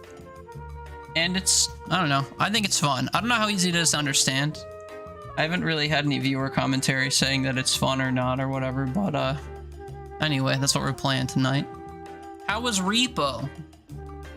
Oh yeah, Haley already asked you. They were fun as always. It's such a fun game. Yeah, I used to love Repo. The changes that they're making to the beta are making me worry. Because they're doing things to like ruin the game actively, and I hate that. Did more of a community stream for your birthday? Shit, dude, when was your birthday? I don't have it in my calendar, and I missed wishing you a happy birthday. If you wouldn't mind sharing with me, I'll make sure I get it added so that every year henceforth I could be like, happy birthday, Mason! Yesterday? Fuck. I'm sorry, man. Well, happy belated birthday. Yesterday as in 3 hours ago, East Coast? Or yesterday as in the 21st? This is a very important detail for me. Yes? Does yes mean the 22nd? Okay. Noted. Mason's birthday. Repeats every year.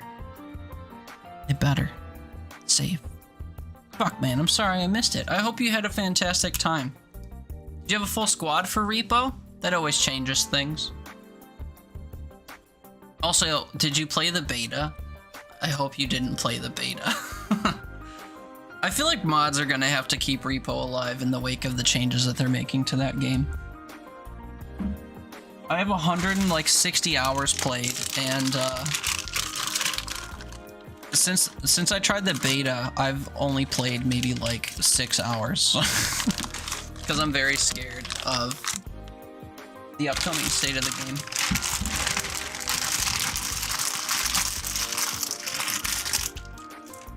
Also, pardon my crinkling, I have a 12 flavor gummy bear addiction.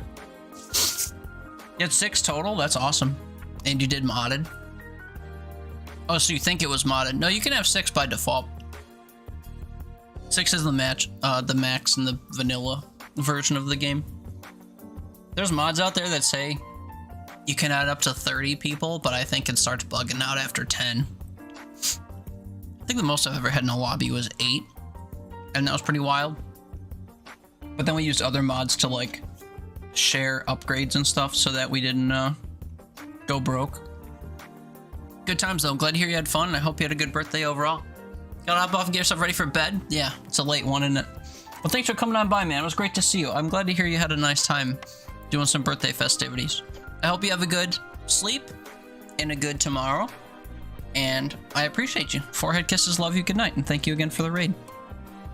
We'll get back into things here. So we're choosing between some buildings that offer different benefits. And I don't know what benefits I will actually benefit from. So this was the decision that we were trying to make. Wait, pack of trade goods. Do I need to make packs of trade goods for anything? No. But I could need to do that. So I think the lumber mill could make sense to do.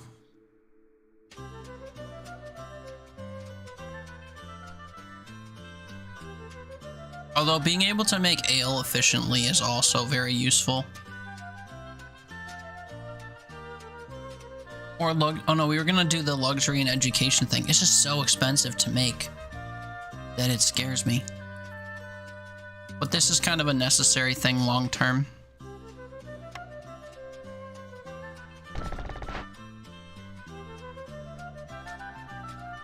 Wine into luxury and scrolls into education. Well, we can at least do education. And that boosts our beavers and harpies. But we'll do this later, so I'm gonna destroy that for now. Okay, we have one homeless human.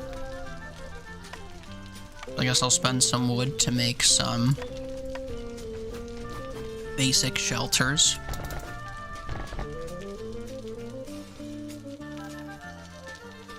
A little less cost efficient than making blank shelters, but whatever. Just want to get them out there nice and quick.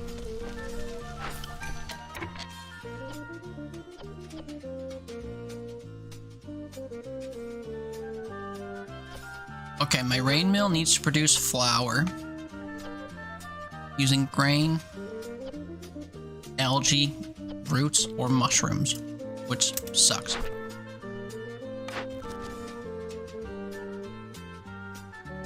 Complete at least 2 events using empathy. +1 to production yields for all packs of goods. Or deliver wine and make a guild house. Someone specializes in wine production. Gain 1 to beaver resolve for every 70 wine produced. Oh my.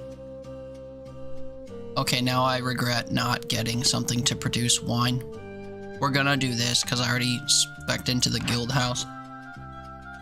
And then make paved roads.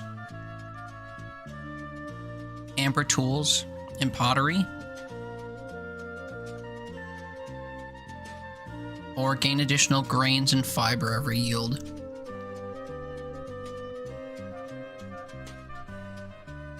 And this is why I would have needed the trade good thing. Okay, well, we'll take that now as a reminder later for what to get.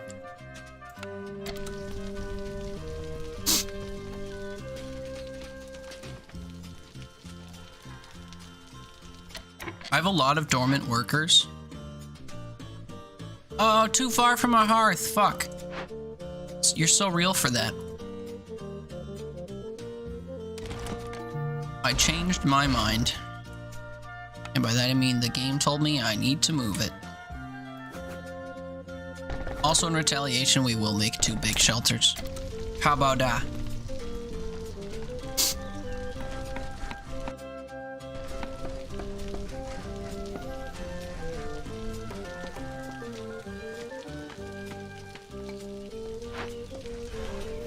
haven't exactly been busting into any glades yet, which I'm surprised by. Did I take the thing to make stone roads? No. Oh, look, we can finally do this. Good to see. Villagers just move quicker. Let's go. We're almost at hostility level 2. We are at hostility level 2. That is bad, because now these other effects happen. Okay, pause.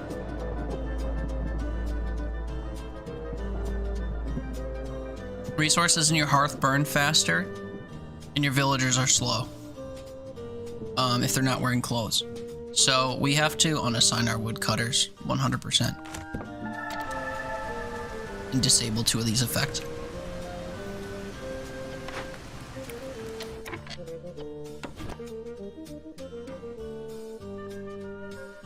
There's nowhere to fish anymore, so I'm going to deactivate and delete this.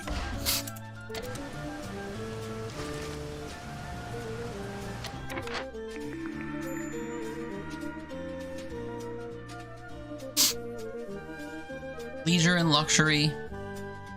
A stamping mill for producing copper bars. I think I specifically need something else. Pay the bribe to pay to bribe the envoy and get new blueprints. Do I not have 5 amber? Uh-oh.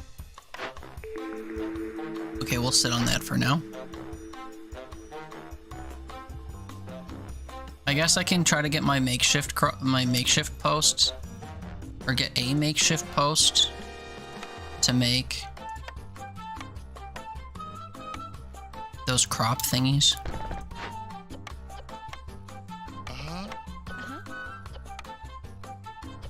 No, I can't, because we don't have the resources with which to do that. Damn it.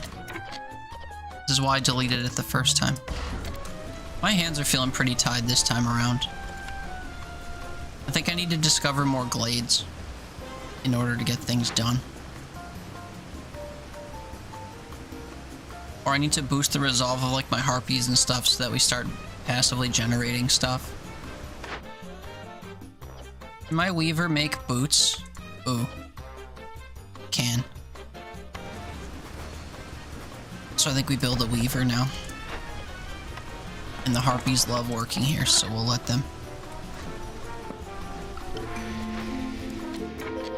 Hi, I'd specifically prefer for you to make boots. Training gear doesn't matter, I'm pretty sure. And fabric is good, but I only think I want like 30 of it. In boots, I think we want 30 at a time. Thank you. I have a cookhouse that no one's working at. No one's working here because the only thing I want to make,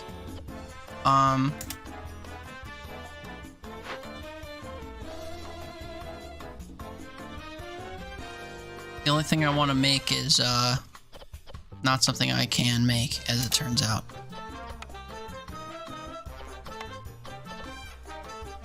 My rain mill needs to produce flour, but it needs a wheat or root or algae or mushroom resource.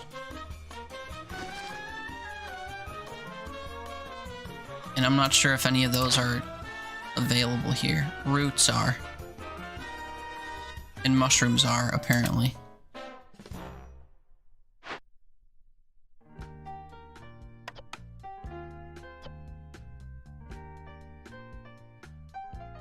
Get a sudden influx of food and stuff if I break this open. Do I have a task to do stuff for loyalty or whatever? No, I guess not. Oh, this is done. Good to see.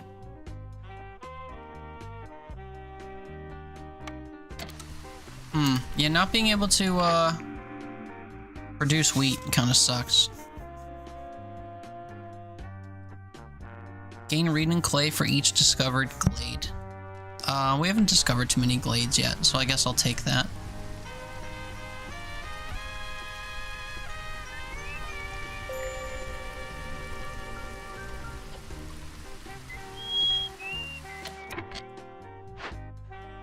Stonecutter's camp needs to be moved up here. Can I make a second hearth with what I have? Make maker down here somewhere.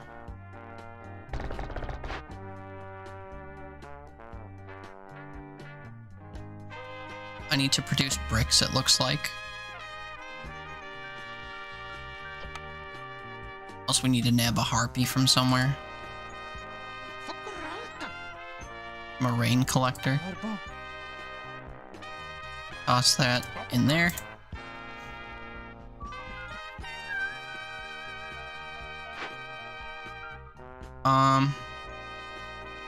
Yeah, see, I only have level 1 hearths unlocked, which kind of sucks.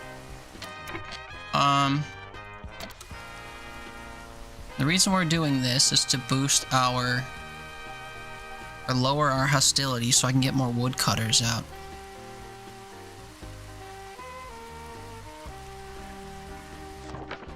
Oops. Small Glades 2, Forbidden Glades 2.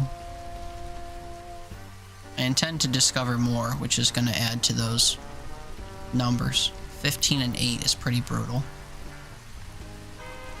And then, yeah, woodcutters adding 12 is also brutal. The Queen's Impatience goes up, it lowers this, as does making another hearth. I really wish I could make gathering posts. I also wish I could re-roll this, but maybe we should just take something and move on with our lives.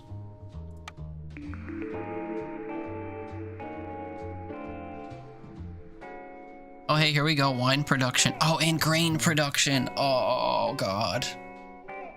I need both of these. I think most immediately I need grain production first, though, unfortunately.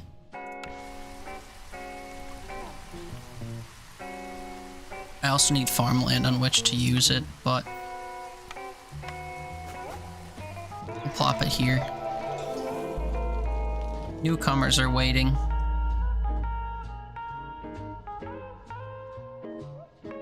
Five or 5. We'll take this batch, I guess, because they also come with coats.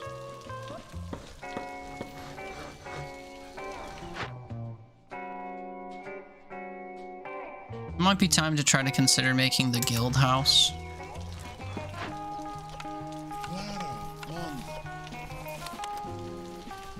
Make grain.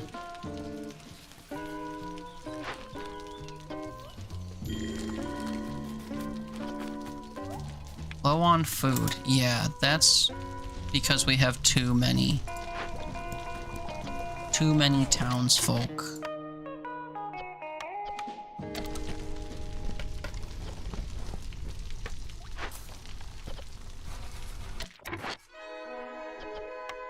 My rain mill is going to get grain with which to make flour. It's just taking forever.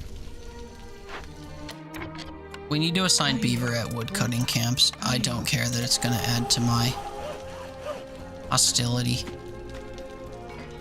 My hostility is only going to matter in the storm, I think.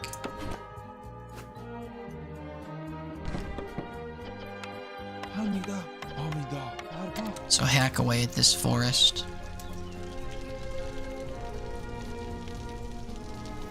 I feel far less confident in this run than the last one, and I think most of it's because I can't gather natural resources.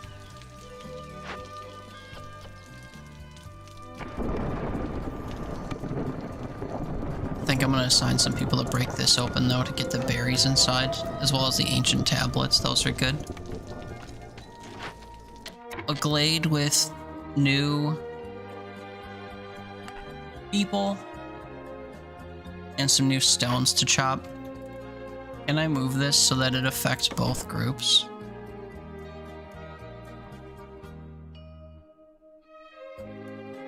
Looks that way. That's cool. Low on food. Oh yeah, we need to unassign my woodcutters again. It reduces these other 2 effects. And then the queen wants more stuff. Have 16 harpies, increase berry production, or discover 2 dangerous or forbidden glades, complete an event to get smelting and ores. I don't think I care about that. Let's just do the harpy thing. Have at least 16 villagers with the education need fulfilled. That's a long-term goal. And deliver 20 scrolls to get better wine production. I think we do this. So I think I have to build that guild center now. As huge and crazy as it is. And it demands planks that I don't have a good way to make. Give me plank production. No gods.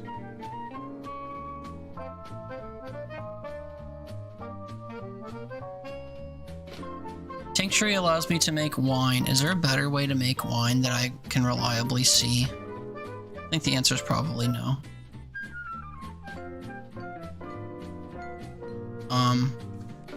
Wine? Not on the list?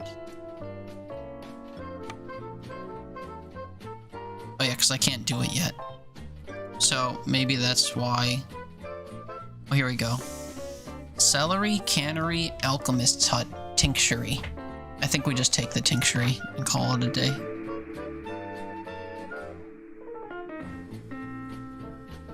Little gutted to do this, but it's necessary.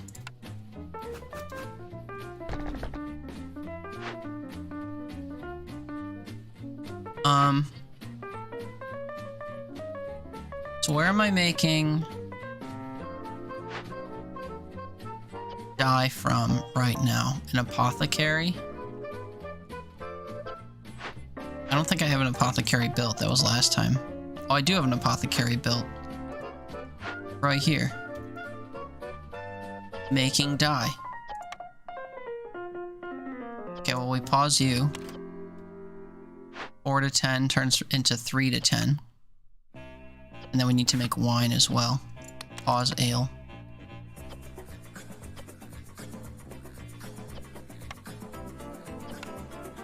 I'm not excited to run out of pottery pots, but what can be done?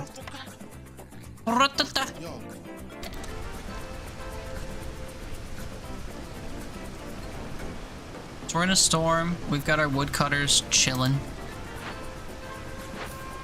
I really need a better way to make planks. We also need to prioritize making planks.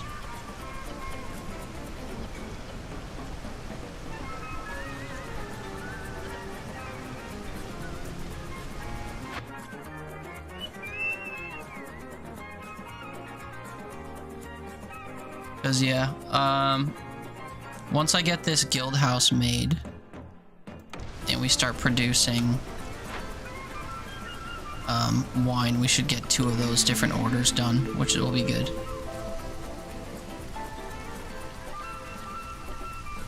Okay, I think it's time we reassign all of our woodcutters. Newly discovered gathering nodes have more charges, or unlocks the advanced blueprints for Foragers Camp, Trappers Camp, and Herbalist Camp, but gathering speed is decreased by 50% until you use up at least 250 gathering node charges.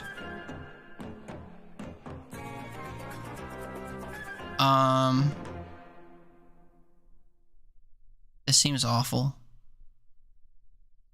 Does it actually benefit itself over time? What if this was active? We'll take this instead.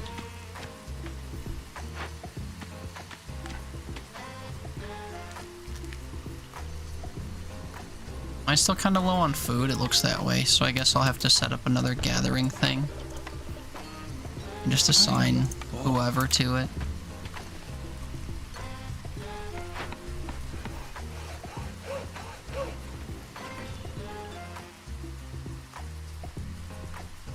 I think I want to move this over here where the trees are more dense. And it leads to other glades.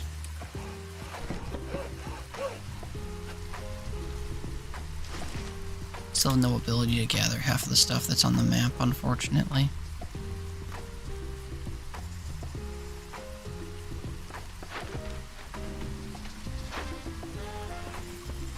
15, 15. So next season, this will all come together, I think. They're gonna harvest some wheat and stuff. Simply sat up first time in literally hours and your tummy heart said that was a mistake. Didn't even have to stand this time. But yeah, sometimes if you sit up too fast, that'll still be affected, I think. Sorry to hear that, though. Newcomers are waiting with grain. Yes, please. Yeah. Monday.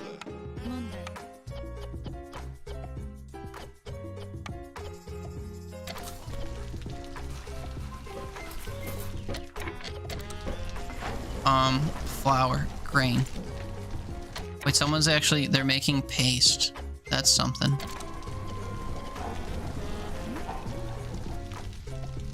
Well, the harpies will like paste, I guess.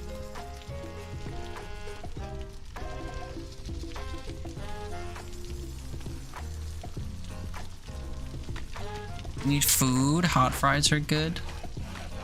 Yeah, food sounds good. I'm actually looking forward to having a sandwich after stream. I think I'll probably end after this thing here so I can have some time to unwind before bed. Short little 4-hour and some change stream. Oh well.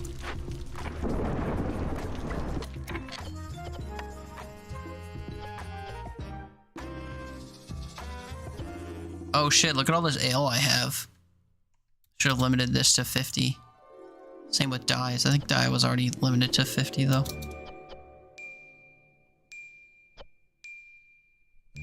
So that means that this can be deactivated for now. 80-40, yeah. Look at this. Now this production is super boosted. That's exciting. Oh, and this big scary building is now a thing. We'll set the Jesus-y humans to work here. And they can make luxury and education. Why am I'm having a stroke?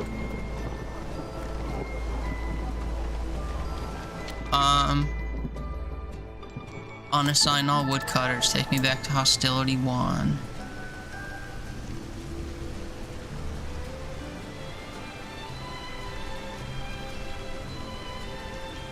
Are there other buildings I can, like, build and service to do things?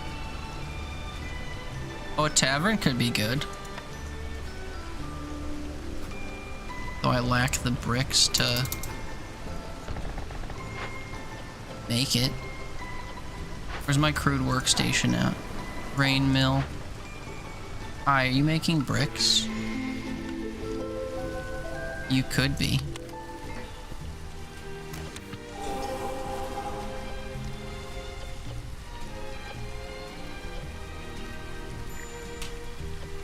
Here's a perk. Mushroom production increases by 1 every 25 times you get mushrooms. Gain 3 oil for every 10 flour produced. We are going to do that because I'm producing flour to make food. Look at all these colorful things about them being pleased with the things I'm doing and getting for them. Isn't that exciting? Look at this blue bar just like shooting up. We're doing great.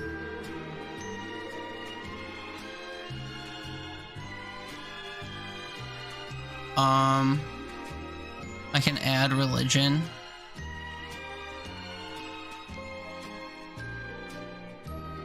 Do I want to do that? Or I can make harpy houses. I have homeless harpies.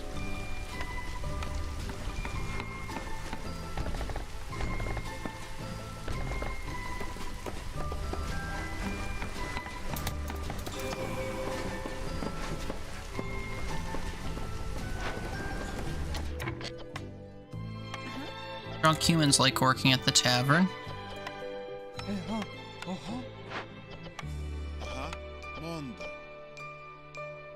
Ale, wine. Wine into luxury.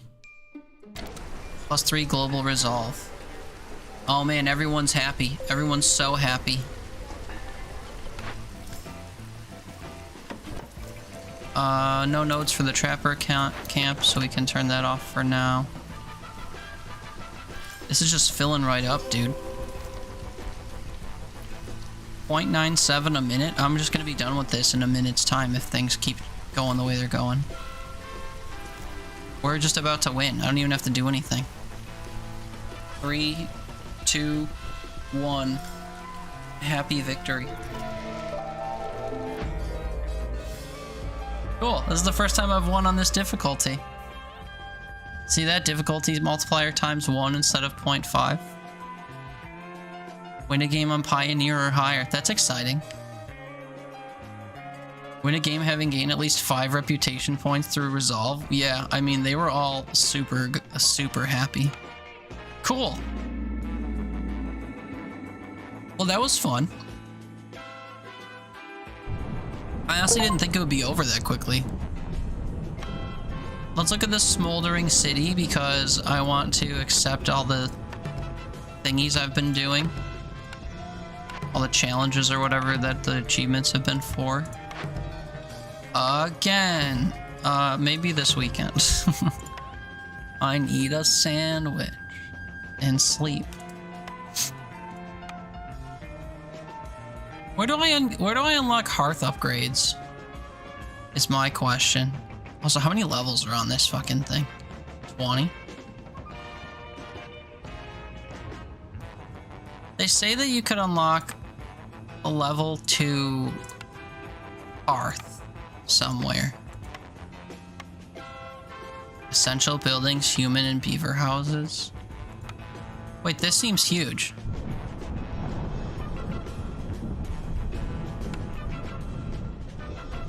Quicker trade arrival allows you to establish trade routes with other settlements. I think people have said for this game that trading is like broken. But I don't really understand how to do it. Oh, here it is. Hearth upgrade. 24 points and 3 artifacts. Sure, dude. Upgrade me. Upgrade my hearths. Make them bigger, better, faster, stronger. I want to go this way, too. Can do this twice, I think. Yeah. So now beaver houses and human houses are essential, which means I can build them directly. And even though they accommodate fewer inhabitants than normal shelters, they boost their, like, well-being or whatever, which is always huge. We go visit Aunt Lori. Look at this lady. Missing an arm, missing an eye. Back so soon? Can you tell me a story? Have I told you about the Queen's hands? You're the Queen's hand. No, you haven't. Oh, that's weird. She lets out a quiet chuckle. When I was first promoted, I couldn't stop yapping about it. The Queen's hands are the highest ranking viceroys in the kingdom. They're given the hardest assignments and report directly to the Queen. Becoming a Queen's hand is no small feat. It takes years of faithful service to the crown as well as a display of extraordinary skills. She beams with pride. You're doing great so far, so who knows, maybe you too will join our ranks someday. Anything else you want to talk about? Nah, I just wanted to show everyone my hot, one-eyed aunt. I guess.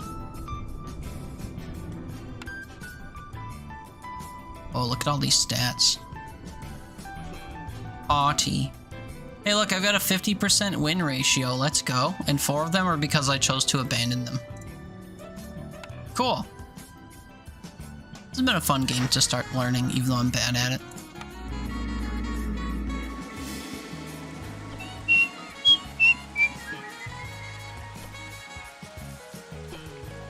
Okay, well, I guess that's gonna do it then. We quit the game.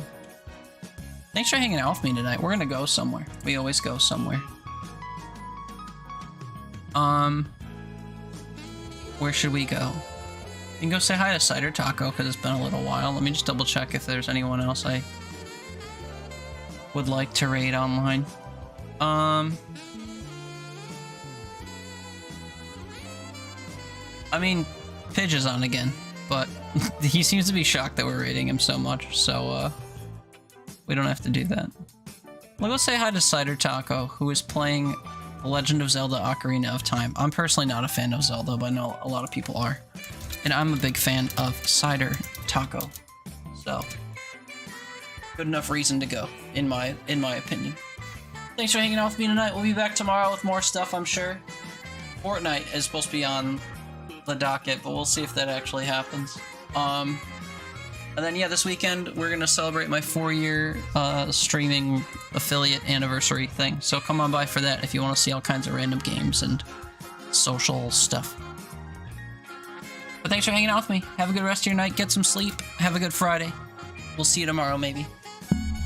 Thank you. Love you. Goodbye. Good night. Love you. Good night. Forehead kisses. Love you. Good night. Bye, bye, bye, bye, bye. And bye-bye to YouTube. My